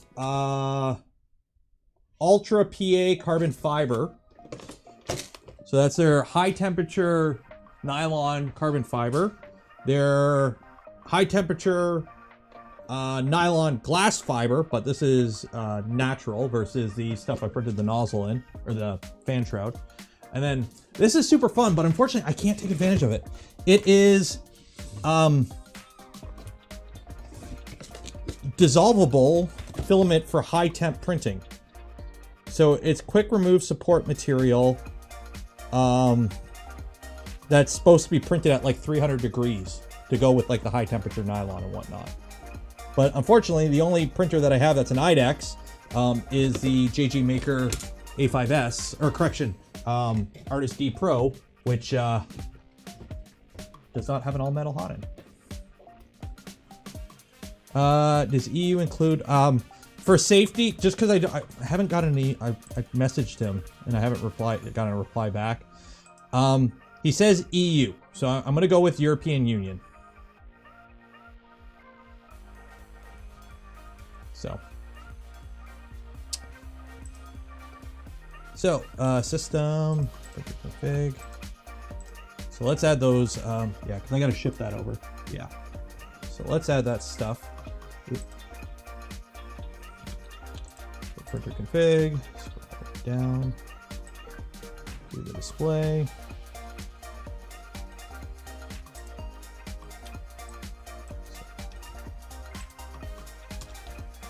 X offset.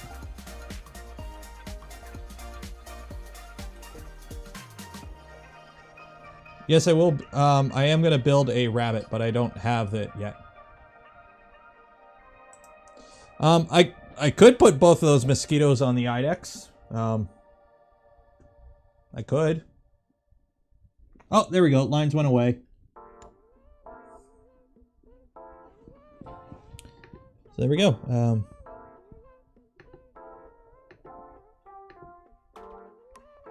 So there's all my prints. I can select them from the screen. Oh, this is really nice. Here. This way you guys can see.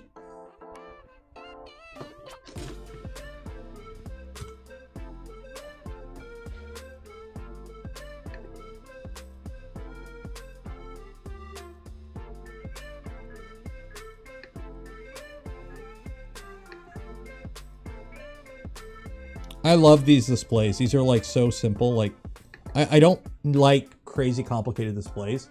I really like this. So, although I need to change it so that this, I'm used to this going down. So clockwise going down, not counterclockwise.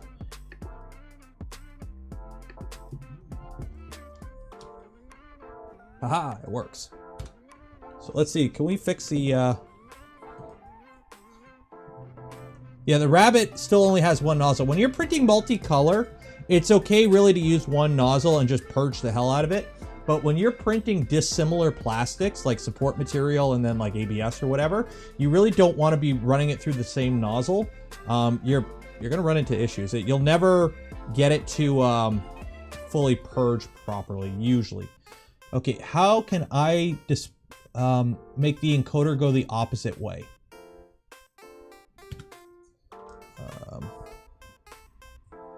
I can dim the light as well. Ah, the light's fine. Display, so encoder pins.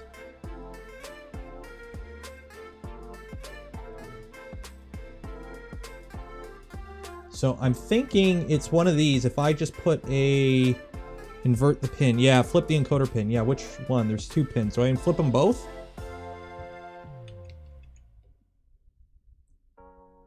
Yeah, flip them both, right? Yeah, so if I flip them both, I should be good, right? Or do I... Oh, I changed the order. I changed the order, right? Right? Is that how it works in Klipper? Switch, yeah, okay, yeah. So if I put 3 there and 4 there, and then save, restart.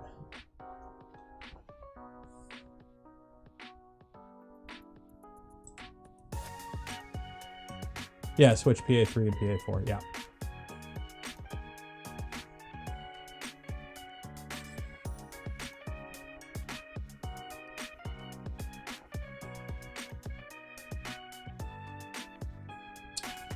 It loves taking its time to restart.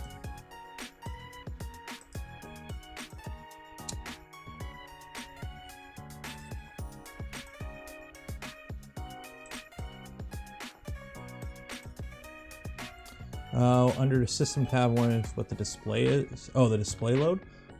Give me a second here.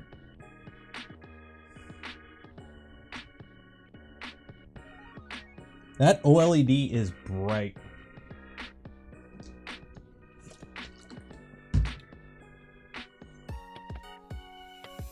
Come on, Klipper, restart.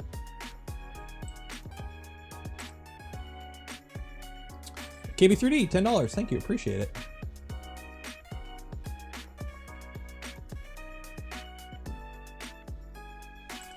Come on, Klipper.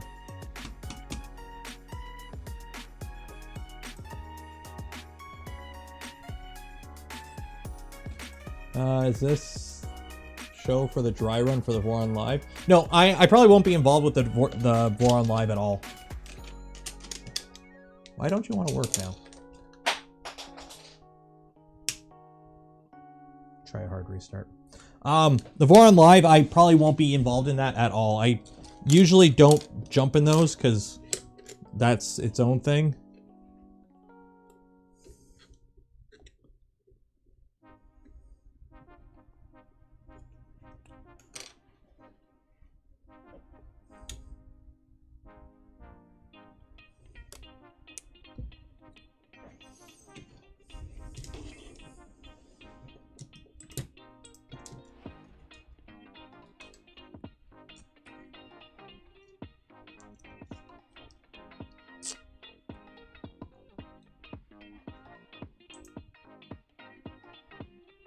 There we go. There we go. Okay, now it's working fine. There we go. Okay, so now we got a screen. Yeah, it will be on Doc's channel. There'll be, if you're on the Voron Discord, it'll probably be linked up and notified and whatnot. So yeah, I probably won't be involved. I might pop up in chat, but I probably won't be on camera. So I was going to just use these little guys here to mount on top here, but the problem is they just go here like this. So all I do is just take this extrusion off, put some M3 in there, and then I can put it like there and there. The problem I'm having is my LEDs here don't really fit in there. So I'm gonna have to extend this. Yeah, I'm gonna have to stretch this out and reprint it. So what I can do though is at least get it kind of wired up.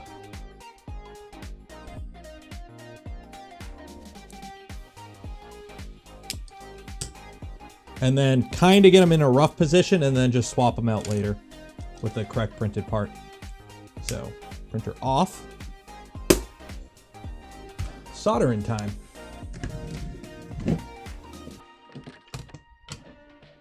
And we'll do the draw at 10, I think. We'll do the draw at 10.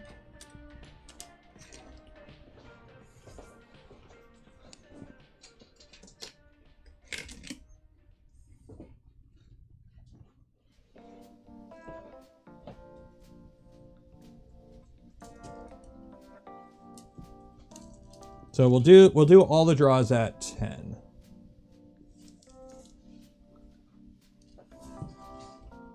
Now I got to get down to the. Actually, no, these shouldn't be too big of a draw, so I should be able to pull. Oh yeah, I could just plug it right into the main there. Yeah, this shouldn't be too bad. So I just need a run from there to there.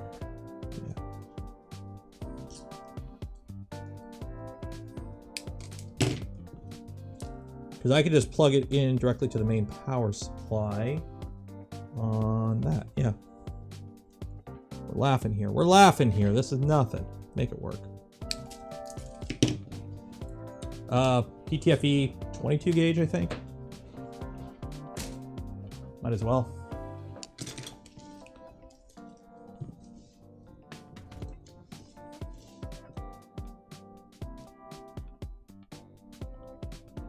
I need my soldering stuff.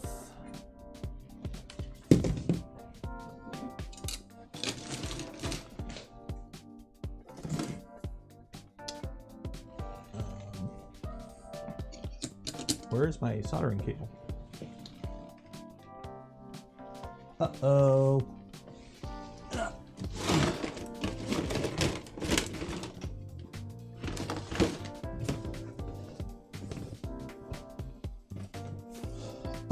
How am I missing that? How did I lose that?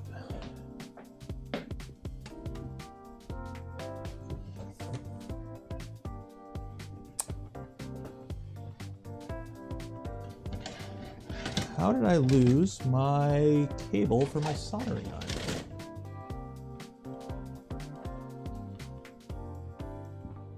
No, that's not it. No, that's not it.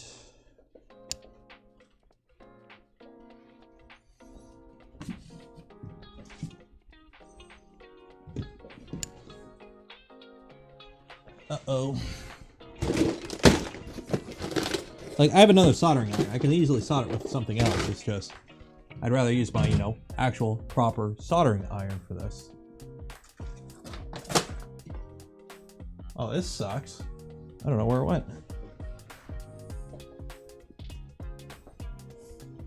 It's like a gray cable. I know exactly what it looks like. Dang it. Ew, Timmy's. No, I wouldn't get Timmy's. Why would I get Timmy's right now? Ew. Ew. Ew. Timmy's coffee's horrible. I'd rather have McDonald's. Shoot. How do you lose a cable that you had plugged into something?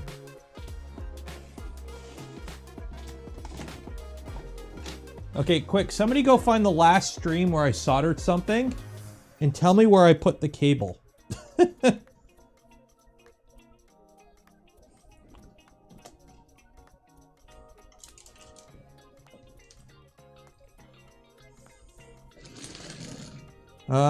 The pine sol. A lot of people had issues with the pine sols from what I hear.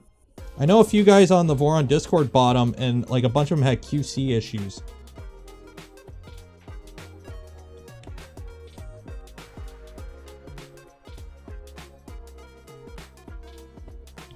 Like, I don't think it's any better than a TS100. I think it is cheaper. That's kind of been the urban legend, Stranger. I don't know how true it is, but that's kind of like been the urban legend. I was doing heat sets, but I use a cheap, crappy iron for when I do heat sets. I don't use my TS100 for heat sets. Oh, here it is. Found it. I knew it was like in front of my face. I just couldn't see it. So I'm like, it can't be too far. Okay, plug that in there.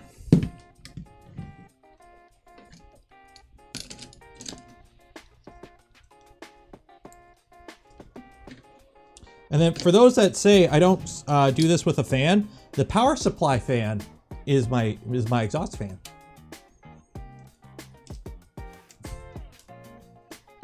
Sorry. The TS100 is nice. I really do like the TS100.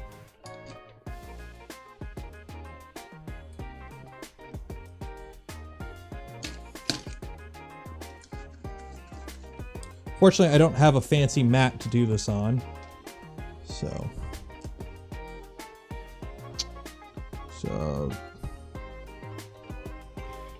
top is positive, bottom is negative.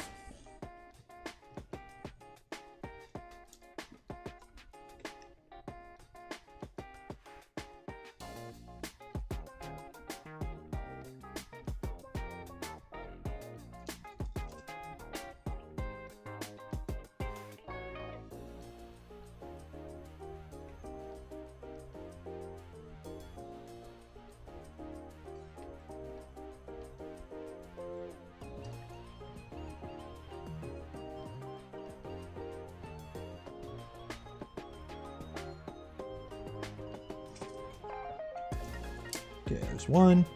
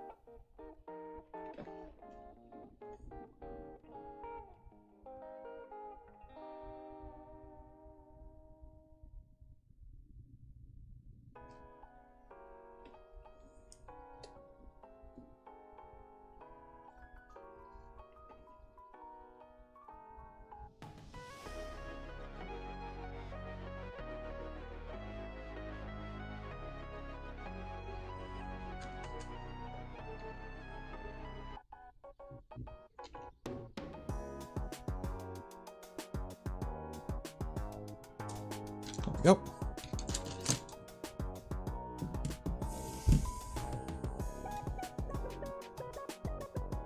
Not a fan of the grippable area. Yeah, I've kind of gotten used to it, so it's not a big deal to me anymore. But at first it was a little bit weird, but you get used to it.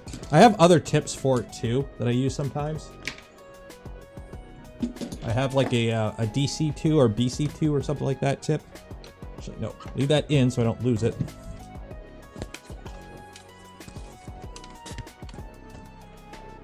What color filament? This is Sparta 3D Galaxy Black. It's like a charcoal black with some sparkle to it.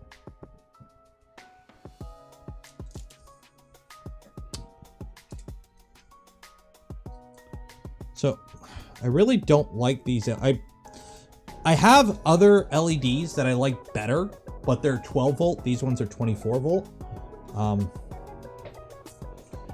The thing I don't like about these ones is like the soldering pad location on them is really close to the an LED.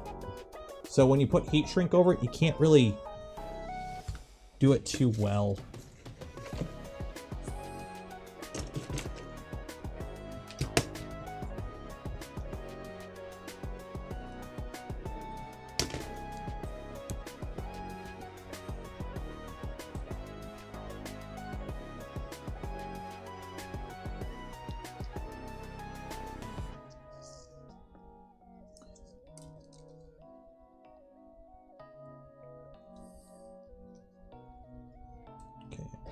Heat gun.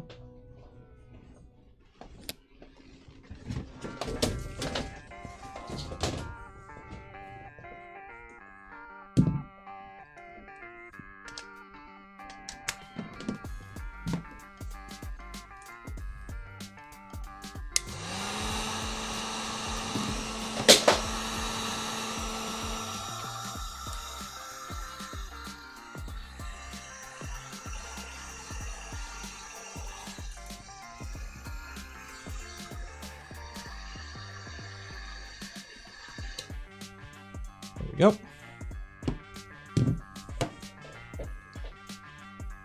Do I know if there's any particular reason why CF ABS is so hard to find in Contra?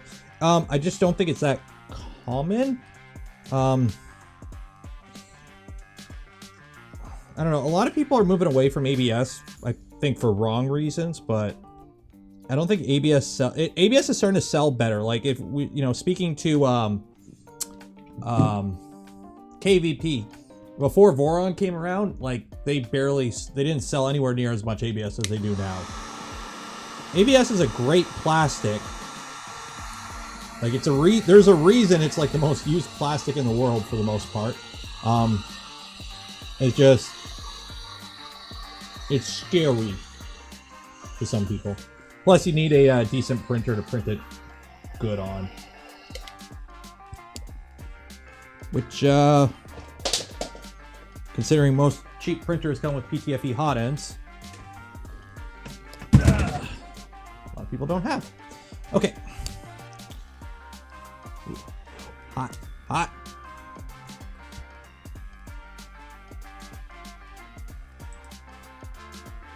Homeless, not useless. That would probably not work because I live in Canada. And Amazon Canada sucks. No, these LEDs work fine. Like I the LEDs I'm using right now in Toasty here, and it works great. They work great. It's just the spacing isn't the greatest, but like it hasn't been an issue until this guy because it's smaller. So I'm just gonna take these and stretch them out to 100 millimeters because right now they are 85. So I just need to make them 15 millimeters longer. Which, no biggie.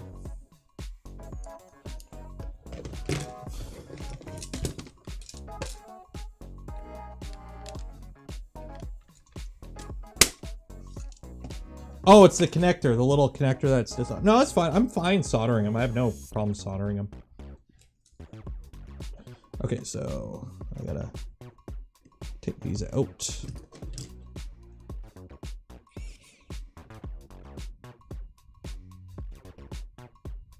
Let me see what that is. So let me search for that. If this crashes my computer, I'm gonna blame you. Paste. Oh yeah, these guys. The thing is, these are bulky. These kind of things are bulky. And I don't need to make 90s, so... Oh, there's different shapes, yeah. L shape, X shape, yeah. I'd rather just quickly solder some wires on. Okay.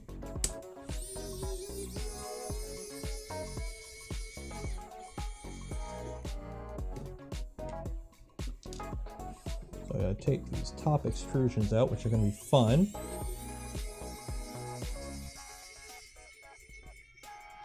They got panels in them.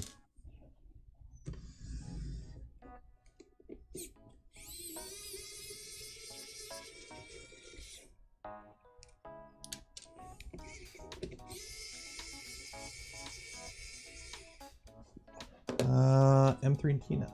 M3 nuts. Do I have a bunch of extra M3 nuts? No, I gotta find M3 nuts. I gotta find M3 nuts. 1 second, let me go digging. Oh, mystery bag of nuts and bolts. Tell me your secrets.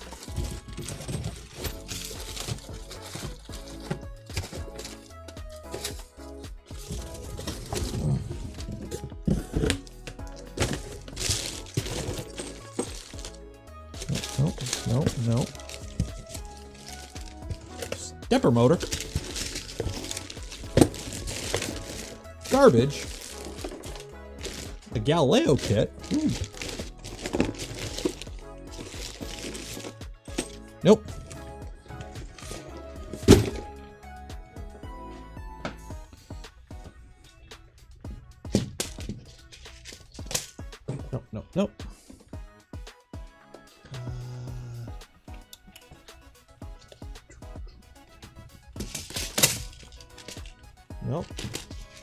Nope. No, M2.5. I don't need M2.5. I need M3. I used to have a whole pack of them. Huzzah! There we go. M3 nuts.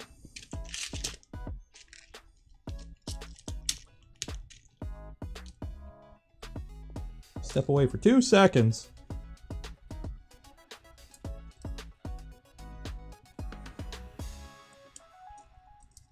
There we go. Put those in.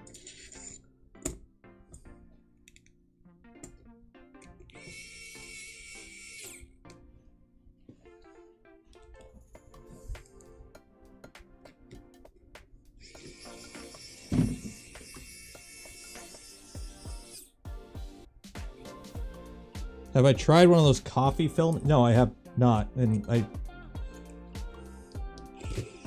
don't even smell ABS when I'm printing. What makes you think I'll smell coffee?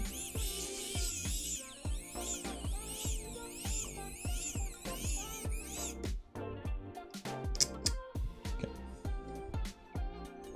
There's one.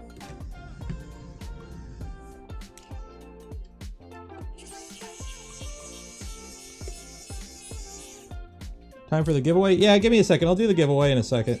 This will give those that haven't had a chance to enter yet one last chance to enter for the draw. Did I not have a screw in there? Oh, wait. I already took that one out, I think. Yes, I did. Okay, good.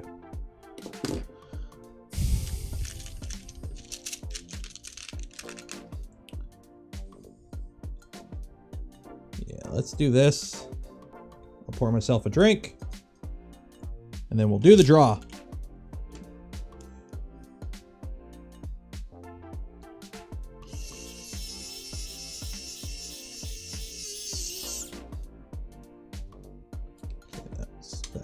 Tight.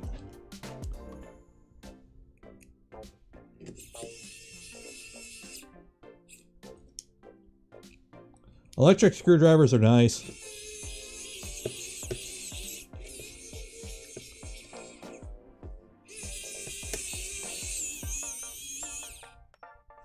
There we go. Okay. So, everyone grab a drink. We're going to do some draws. This is going to take a bit because there's like a bunch of stuff I got to draw for now.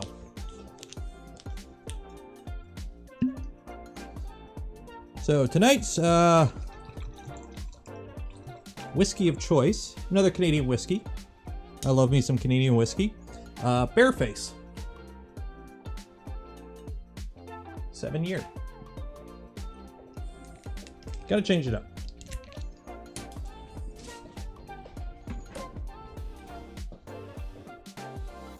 Okay, so everyone, like the smash button, and cheers. That's good.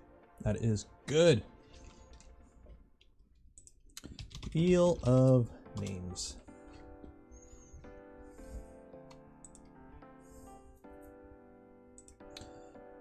Oh God. Okay, so for some reason it still has, remember when we did the V0 build? I ended up having 1,200 entries.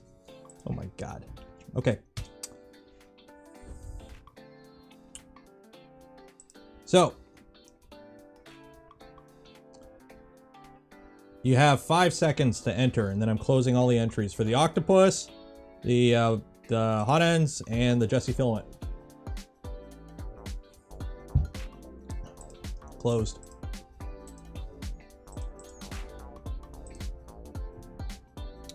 Okay.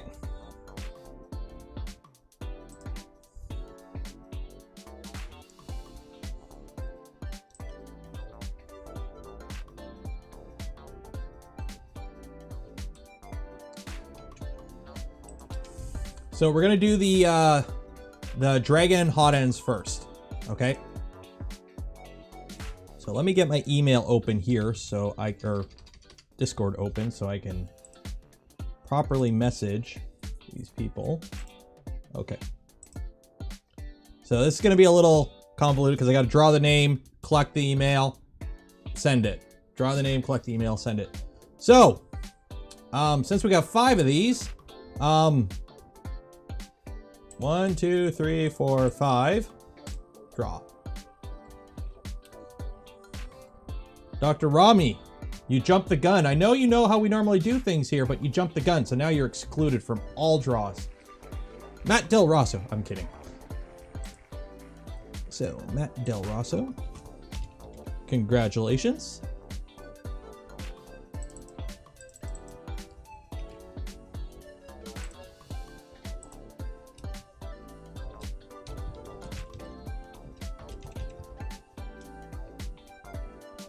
You are winner number 1. Remove. Now we got 4 left. 1, 2, 3, 4.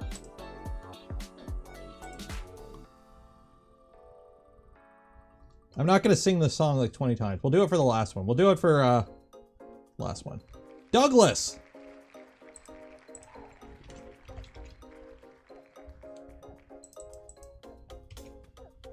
Douglas, congratulations.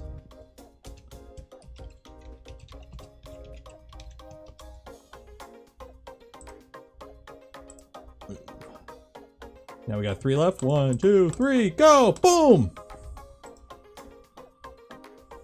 And again, these are for the Fadus Dragon Standard Flows from Von Wange. These guys, right here. And that was Andrija.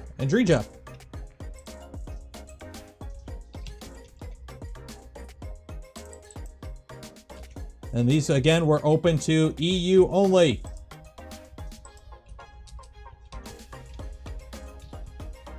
Okay, remove. 1, 2, go.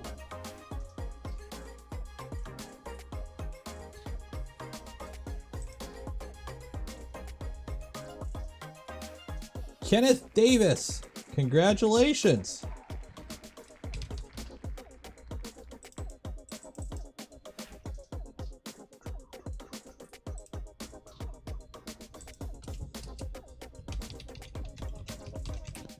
Okay, remove. And the last one, shuffle 1, go.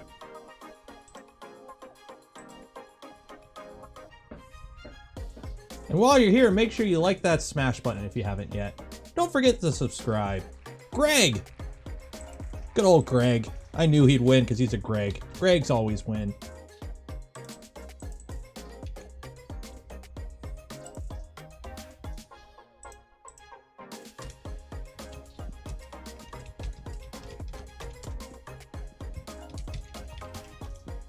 Okay.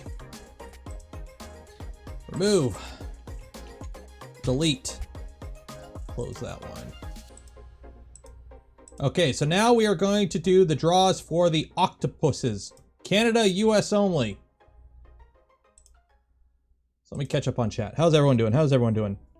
Gregs are winners. There's always a Greg. Every time I do a draw, I swear there's a Greg. There's always a Greg. Okay, so these are for 2 octopuses. I'm going to email you because I got to send them to you. Better be in Canada or the US because shipping is probably going to kill me on this. So, yeah. So let me make a little notepad here so I can keep track of these guys. Okay, so we got 2. I'm going to pick a number between 5 and 6. Let's go with 6. 1, 2, 3, 4, 5, 6. Draw!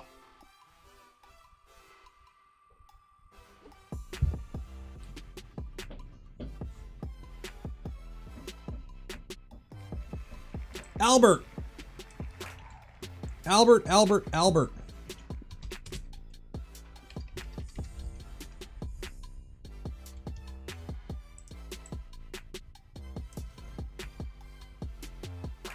Congratulations. Remove, and we'll draw again. A number between 3 and 4. 2, 1, 2, go!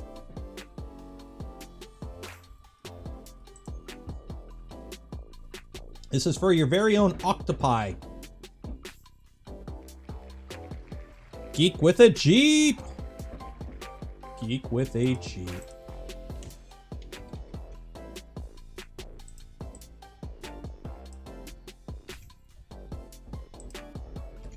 Congratulations.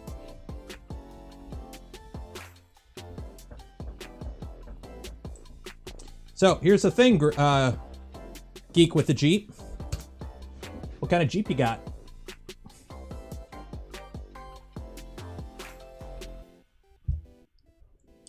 What kind of Jeep do you got?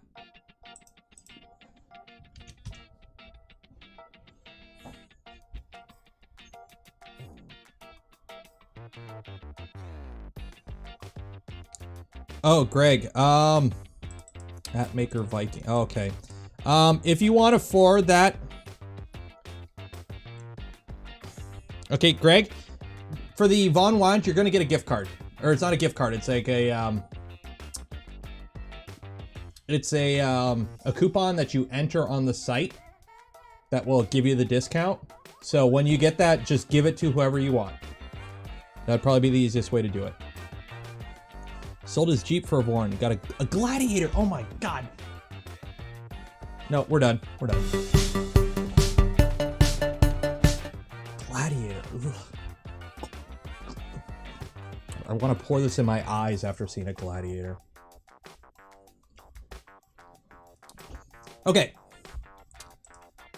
That's it, right? There's nothing else to do tonight. Oh, wait. The Jesse.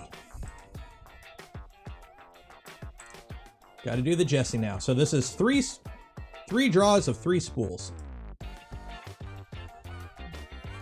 Now, again, I'm tempted to pour this in my eyes after seeing a Gladiator. This is coming from a guy who used to drive an Explorer Sport Track. So I don't have taste, and even I think. Ugh. Let's do some Jesse filament. I like Jesse filament. For those that don't know, it prints really well. Here's some orange. It is orange. It's actually a really nice filament. I do like it. I need to get some more at some point. I need a truck. Okay, that's kind of fair. Honestly, I kind of want to get a Maverick when that comes out. Okay. Now we'll do it for real. Somebody give me a number between 5 and 13. 5 and 13. Pontiac Aztec. No.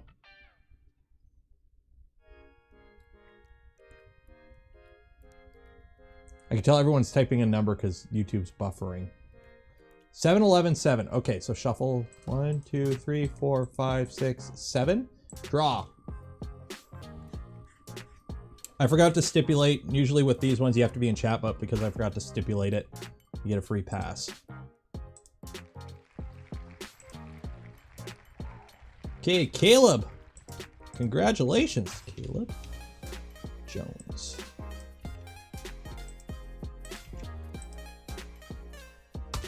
Congratulations. And then the next number was 11. So 1, 2, 3, 4, 5, 6, 7, 8, 9, 10, 11. Draw.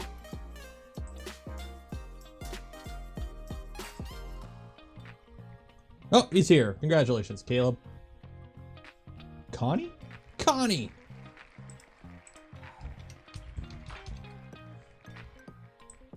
I'm probably going to butcher it, but last name just C. I'm assuming you say it like C. But congratulations. However you say it, you got some filament on your way. Okay, and for the last one. Hey, David, give me a number between 0 and 10. Oh, switch camera. There we go. Sorry.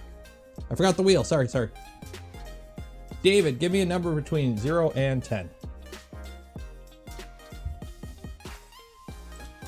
Oh, I forgot to remove it. Well, you can't win again. If you accidentally win again, roll in again. 9. 1, 2, 3, 4, 5, 6, 7, 8, 9. Go!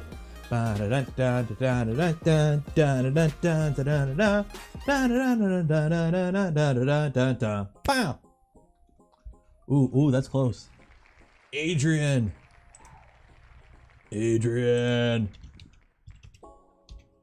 Martinez. Congratulations. Winner number 3.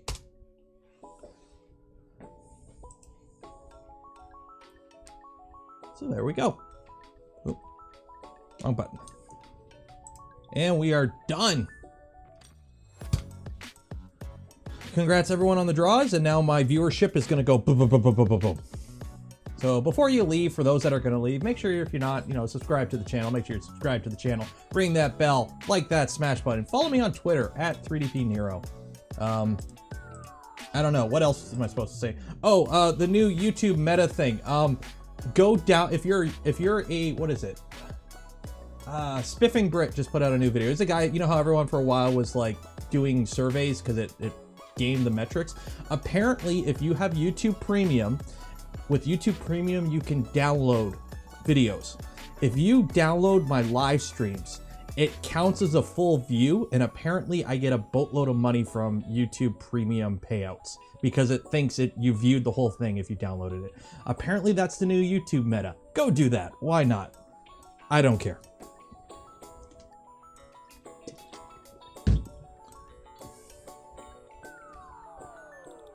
Actually, yeah, let me check. Let me see what my numbers are. Oh, they haven't dropped yet.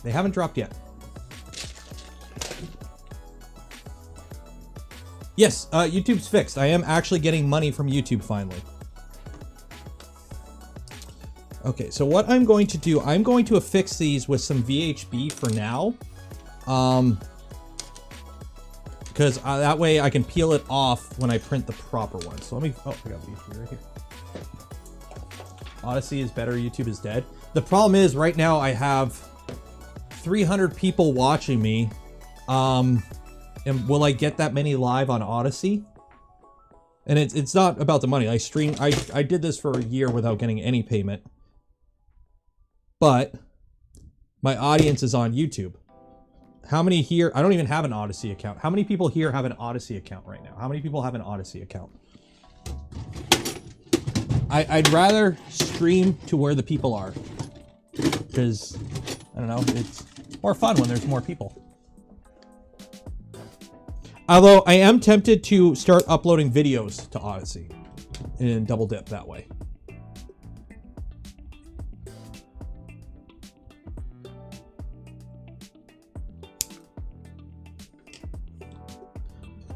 I have Odyssey. No. So Odyssey is I have heard of it, but it's like another. There's a whole bunch of YouTube competitor site type things up. Odyssey, you see a lot of. It's more. I wouldn't say educational. Would it be educational? I don't know. It's a lot more the educational, instructional type crowd that is on Odyssey. You don't see a lot of like random, you know, React content on Odyssey, I believe. It's mostly informational, educational stuff on Odyssey. Yeah, I'm here from Twitter. Oh, hello. Yeah, it's funny. For the longest time, I thought the only reason I had like a as decent of a YouTube following as I do is because of the Voron Discord. Until like I did a survey, and it's like a lot of people that watch me aren't from the Voron Discord. And I'm like, well, then how did you hear about me? It's like, oh, YouTube. I'm like, oh, okay. I just didn't think my wider appeal was that wider.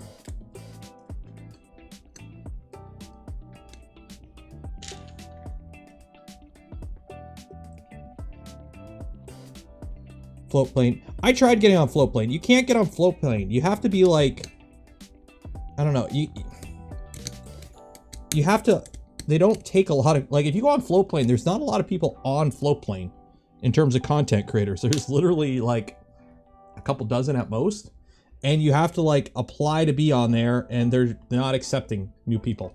So I couldn't go on float plane if I tried, because I tried and they're like, nope. So no float plane. Oh well.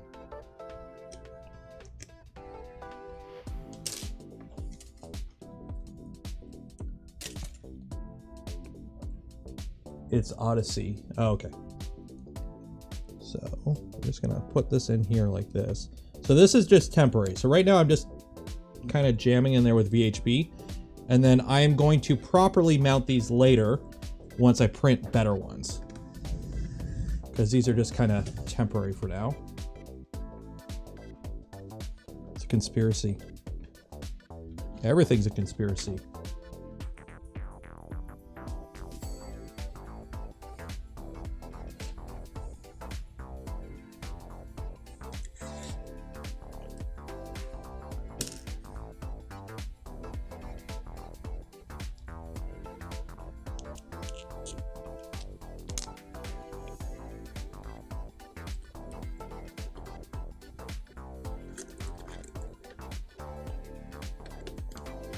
Oh yeah, and again, Voron live tomorrow. If you're not on the Voron Discord, go join the Voron Discord. You'll get notified when we go live. I probably won't be on it. Because honestly, what will be talked about and shown off, I really didn't really do much for it. So, yeah. This stuff was called VHB tape. It's not holding on. There we go.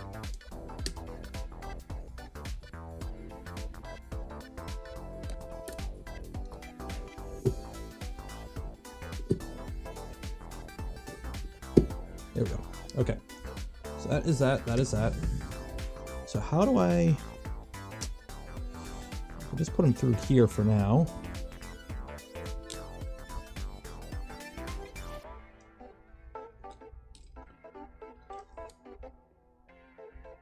So what I will do is I will stick them in there. I'll put... you know what? I'll drill holes and put zip ties.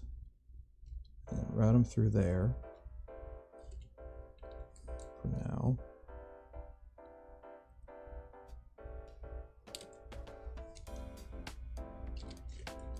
Okay, so there we go. Okay, Voron popcorn machine. Yeah, why not?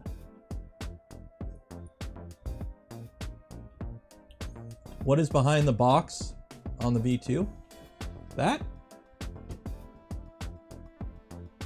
How long has that been there? I don't know.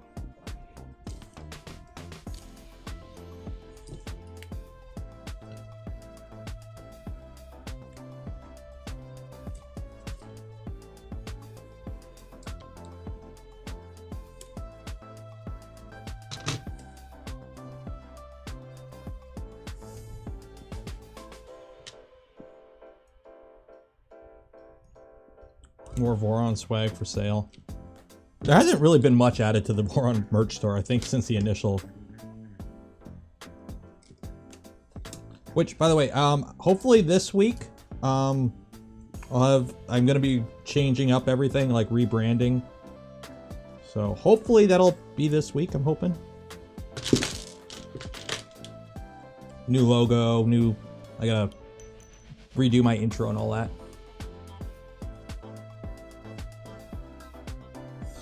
You know what? I would love to show you guys what's behind the box, but I cannot for various reasons.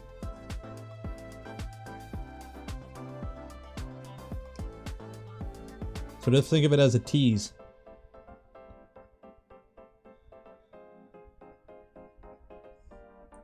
And what would blow your minds even more? It has absolutely nothing to do with Voron Live. So. Actually, I need to get my... Where are my little itty bitty ferrules? Ferrules. Where are the ferrules? There are the ferrules.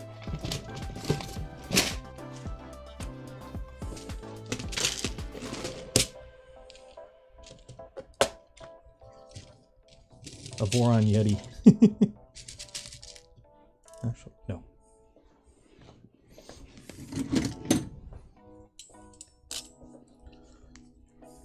Switchable tool head supporting afterburn. No. None of that fancy stuff. Unless maybe it is that fancy stuff. You don't know. I don't know.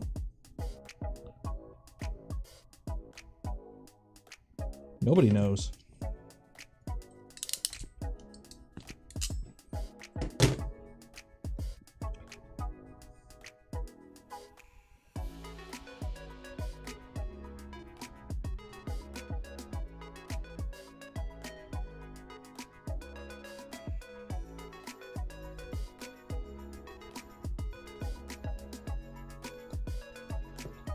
Steve knows. Does Steve know?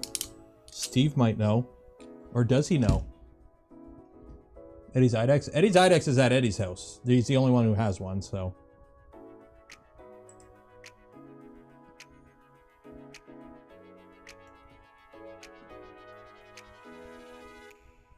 Snow cone maker. Exactly. Okay, so now the fun part of one thing I don't like about Big Tree Tech boards is you can't tell which is positive and which is negative from what. Oh, no, this one does have it. Okay. Most of the boards, they don't tell you on the board which is positive and what's negative. You gotta look at the back of it. But this one actually has it. Honestly, you guys could probably guess for a million years and you would have no idea.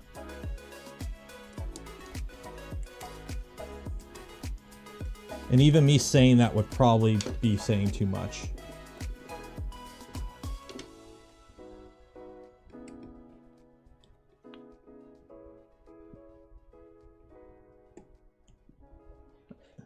A million years? A million billion years. Billions and billions of years, and you would not get it.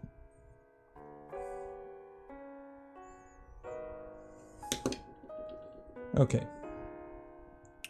So we'll just put that there for now. I'll do some quick zip ties just to kind of hold it together. Triple Z, triple Z.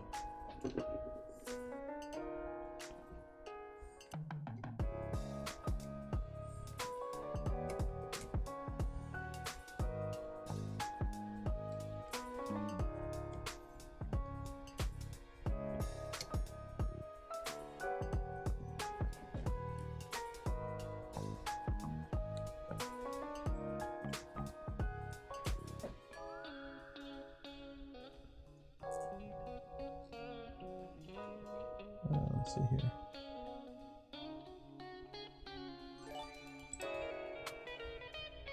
Can the octopus be used with tomorrow's announcement? Geek with the Jeep, $5. Thank you, appreciate it. Can the octopus could be used in any 3D printer.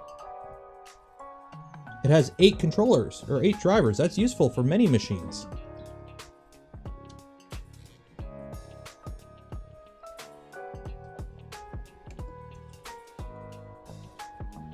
Okay, so VHB tape doesn't stick to the adhesive on the back of the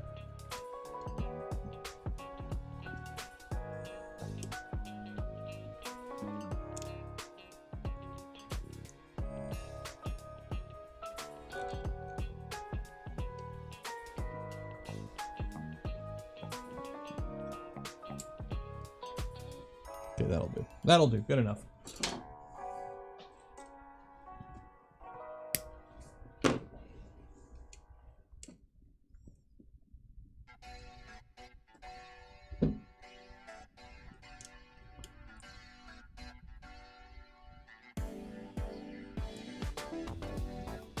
Okay, let's give her some light and we should be good. Or give her some power and we should be good.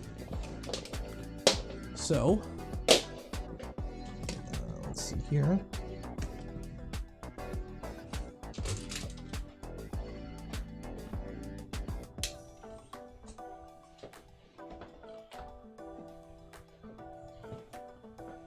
So, this will either light up really nicely, or 2, it'll accentuate the sparks.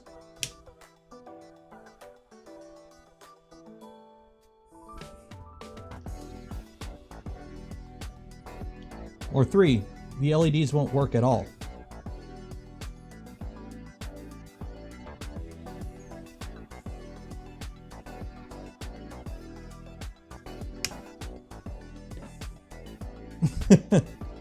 Okay, how do we not have light?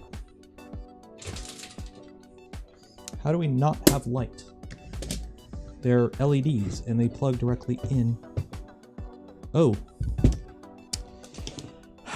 The plus isn't a minus and the minus isn't a plus.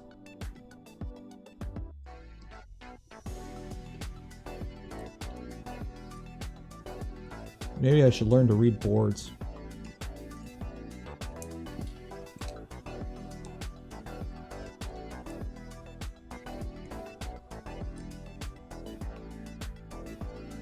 Because when you read it upside down, it's upside down. Okay. Hopefully I didn't fry them. Try this again. Nero, what of heated chambers that makes them so dangerous to the point of being forbidden to talkaboo them in Voron Discord server? Derek, thank you for the $50. Give me 1 second and then I'll talk all about it. There we go. Light. There we go. Oh, wow, that's a lot of light. That's nice.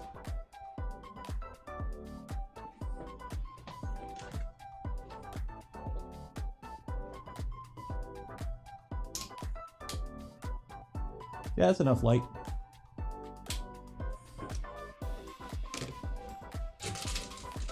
Okay, so the reason has to do with safety. Unfortunately, we've seen all kinds of wonderfully sketchy stuff over the years in regards to people building Vorons at home, and including things such as using literally the 16 gauge solid copper wire out of your walls to wire up their printers. We've seen all manner of super sketchy stuff. Okay, now we try to do what we can to prevent that, but it's a DIY rep printer. We don't have full control over what you do at home. Now, when it comes to why no heated chambers, twofold. One, the printer itself is not designed to be in an actively heated chamber, okay? The parts are plastic. A lot of the components aren't rated to get to high temperatures. With a generic basic enclosure, acrylic panels, you should be able to get all size Vorons to at least 50 degrees Celsius. That is plenty good enough for most materials, okay? If you want to get higher than that, people have gotten up to 70 degrees by just insulating the heck out of their printer and adding some convection fans to get the air circulating properly. You can get those without a chamber heater. A lot of chamber heaters are kind of sketchy, especially the ones off AliExpress.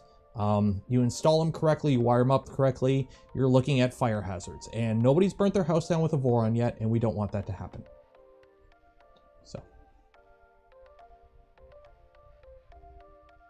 So yeah, like even my toasty boy here, my dedicated higher temp printer isn't actively heated.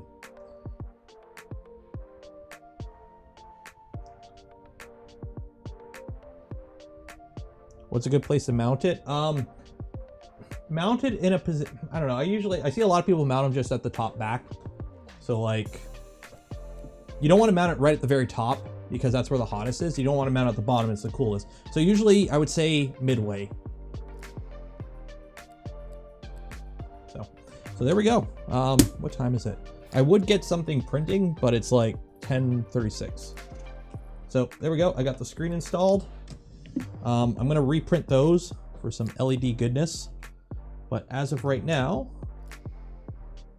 we're good there. So let me take a picture. So yeah. So we'll do open floor for the next, I don't know, we'll end the stream at 11 like we normally do. So if anyone has any questions or want me to look at anything on the internet or whatever, we'll do an open floor.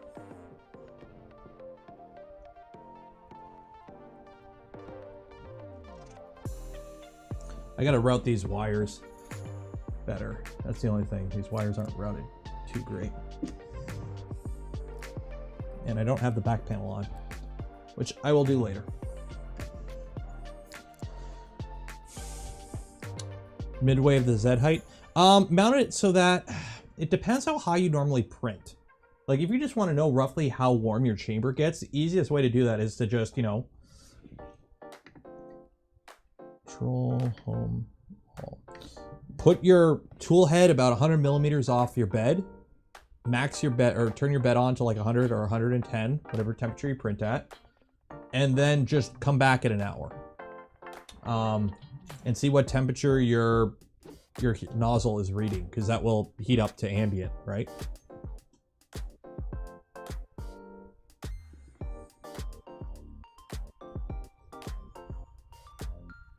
Yes, the TS100 base is 3D printed. I don't know, I found it on Thingiverse like years ago.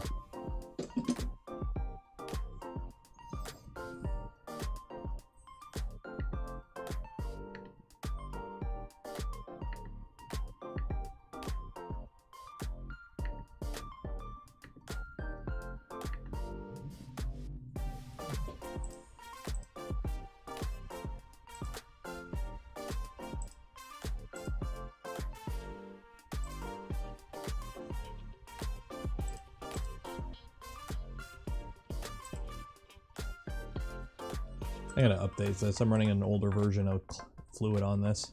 What would you consider the most challenging part of setting up tuning Klipper? Setting it up isn't too hard. It depends on your printer. If your printer already has pre-made configs and everything, for the most part, it's like a Voron. Like if you're building a Voron, for the most part, all the configs are done. You just got to copy and paste and maybe just adjust a few size settings. It depends on how much documentation you have going into your whatever specific you are doing with Klipper. Why is Toasty Boy Toasty Boy? It is simply my printer that so all my printers, I try to build, if I'm building a printer now, I try to build it for a purpose instead of just building it to build. So Toasty Boy here is my higher temperature, more exotic materials printer. So all the panels are ACM panels. It's all carbon fiber nylon or carbon fiber polycarbonate parts, high temperature motors, PTFE wire, hardened nozzle, hot end. It's meant for, like, I was printing, you know, right now I have loaded in it some glass filled nylon that I print at 300 degrees at the nozzle. So it's my higher temperature printer. It's so I don't have to go dick around and change stuff on my other printers to print those more exotic stuff. So TinyM's cool. TinyM is basically building a V0 but with V2 parts. So it's this printer but bigger. And then the Micron is that printer but smaller.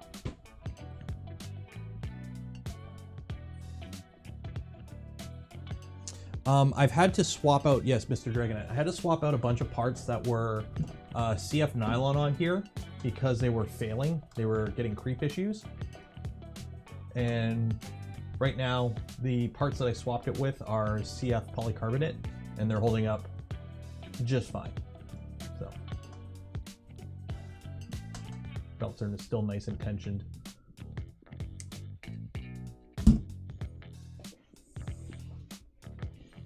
And right now, like, I'm breaking in my new work boots, so I'm wearing like brand new fresh steel toes just to break them in. Ooh, the feet are hurting.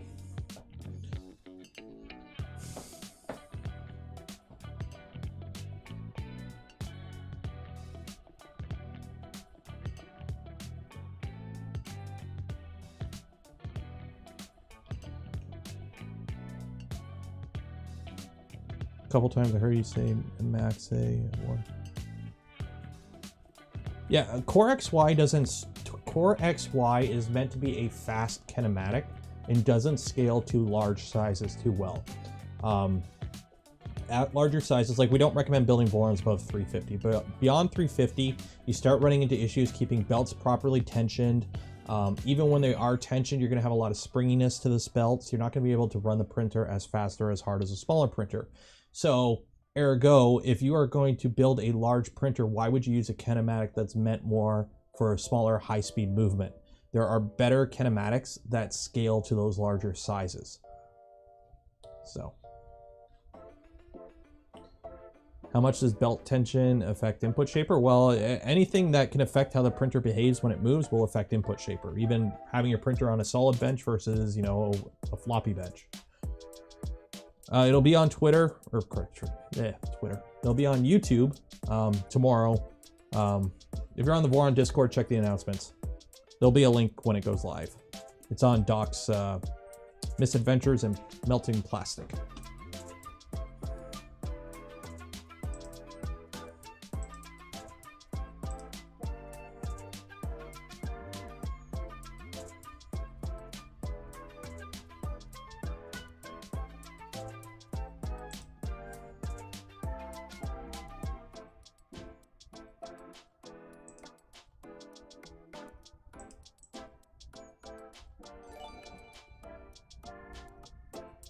All friends, great weekend stream, enjoy.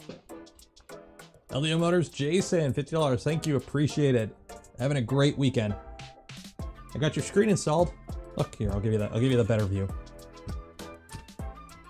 Get the little screen installed. It works. I love the resolution on these. Like, yes, they are tiny screens, right? But come on, focus. I won't focus that close. It is so clear. The text on these is so clear, and you don't see this flicker, obviously, in real life. and then we got lights. So there we go. So the V0, other than the fact I got to reprint the little brackets, is done. And so now I can run this headless, which is good. I needed to put the screen on. So now with the screen, I can preload files and then select them on the screen and print. So if I bring this printer somewhere to show off, I don't need Wi-Fi. I can just, you know, I can just select something off the SD card and then just print it.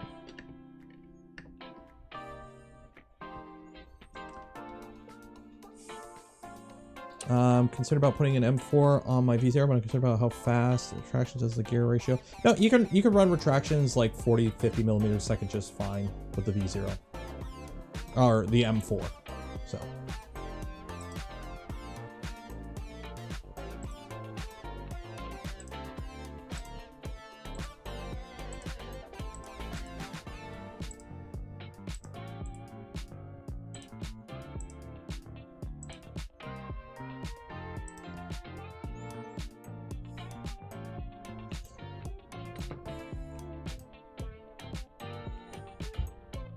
Will kinematic scale better? Something where you have like individual motors running each axis and you don't have crazy long belt paths. Cross gantry, I believe, does pretty good at those size, or even just standard Cartesian. Just not a bed flinger Cartesian. Like, why do you need 500 millimeters and why do you need to go fast at 500 millimeters? Because remember, square cube law is a thing. So like,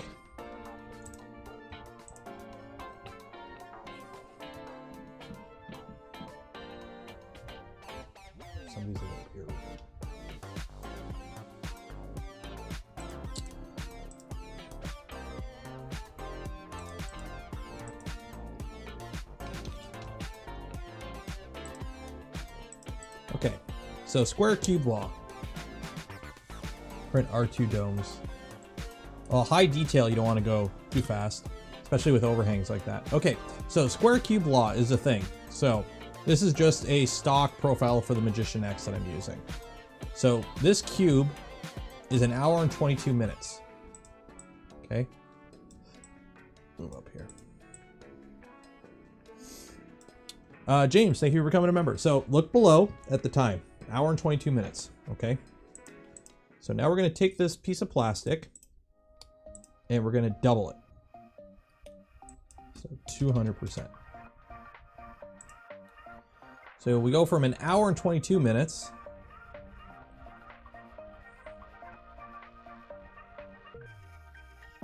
this is an older version of Super Slicer Ends, to 5 hours and 43 minutes. All we did was double size, but remember, square cube law, right? When you take something and you double its volume, okay, or double its size, you cube its volume. So think about it. If this was a 1 meter cube and we made it a 2 meter cube, it's not twice as big. It's 1, 2, 3, 4, 5, 6, 7, 8, right? So 300. So when you're printing something really big, you do not want to risk it failing, because 300% now.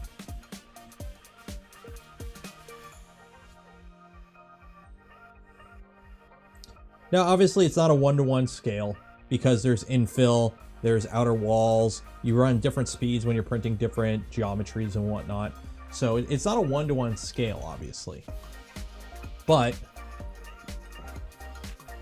there you go, 14 hours and 16 minutes. All we did was triple the size and we went from 1 hour to 14 hours. So you have to really need to justify a big print volume to print things in one piece, because the margin for failure is much higher. Because if you're printing something that is 500 millimeters, this thing's only 90 by 90 millimeters, okay? So imagine you're printing something that's near 500 by 500 by 500. How long that's gonna take, and what are you gonna do when the power flickers 18 hours in, 3 days in? So. Well, how big would a 500 millimeter Voron? I can tell you right now.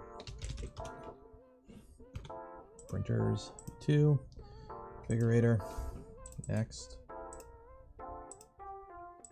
Go direct feed, New build. Use some blind joints. Custom size. So if we want to have a 500 by 500 by 500 Voron V2, you're looking at a printer that is 660 by 660 by 700 millimeters tall. So.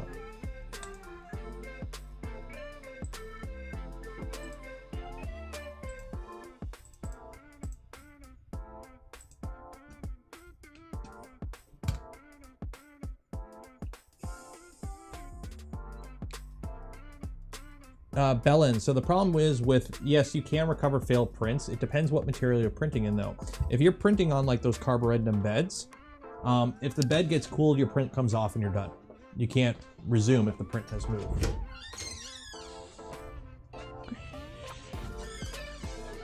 So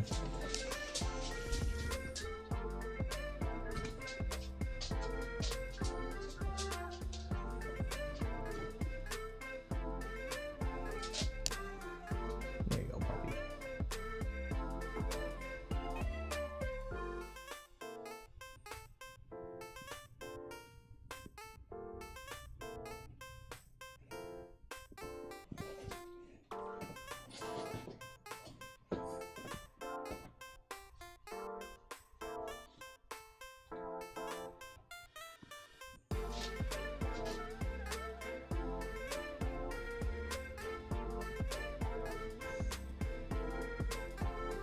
Who's a good boy?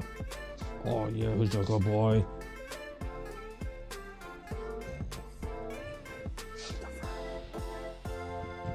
Into the garbage. Doggo, doggo. Getting all the fur. I'm gonna use dog fur reinforced resin for my next print. Okay. Who's a good boy?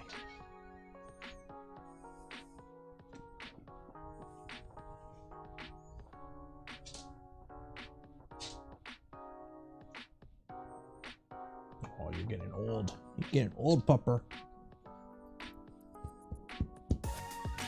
This room is now filled with dog fur. Ah, more dog fur. Okay, goodbye.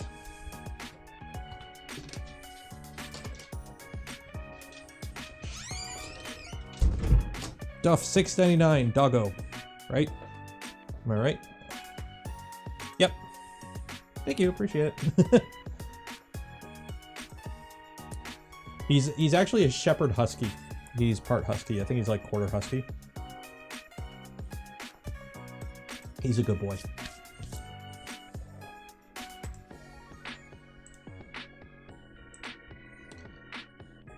Dog fur reinforced. Tempted to. Worth a shot.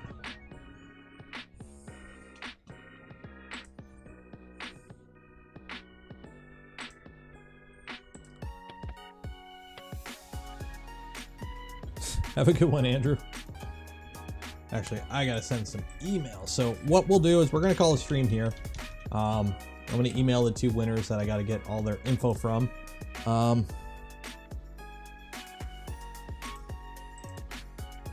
So. Yeah, okay, right one. So for those that joined the stream tonight, hope you enjoyed it. Nothing too fancy tonight. It was just, you know, some odd stuff I had to keep doing, but we do a show every Saturday night, so we gotta have something. So hopefully next week, maybe I can start the Enraged Rabbit build, if not the week after. So we'll take care of that. So that'll probably be I'm hoping 2, 3, maybe 4 stream project in a row. I know no Voron builds coming up anytime soon. That you know of. I don't know. I'm tired. It's been a long day. I've been up since like way too early. Been out and about. I'm gonna go enjoy the rest of the weekend, finish my drink. I think I have some leftover pizza still. Everyone else, for those that donated, you guys are awesome. For anyone who just joined the stream, you guys are awesome. If you're not subscribed to the channel, make sure you're subscribed. Like that smash button. Follow me on Twitter at 3DPNero. If you want to help support the content I create, the things I do, I have links in the description as well. For those that won, congratulations. 2 people. I don't have the draw. I can't redraw, unfortunately. I didn't save it. If you did win, just forward the coupon to, if you're not in the EU, why did you enter? Read before you enter next time. But you'll get a coupon. You can forward it to somebody else who would be able to take advantage of it. I'm going to go to bed. Enjoy the rest of your weekend. Be safe out there. Wash your hands. Cheers.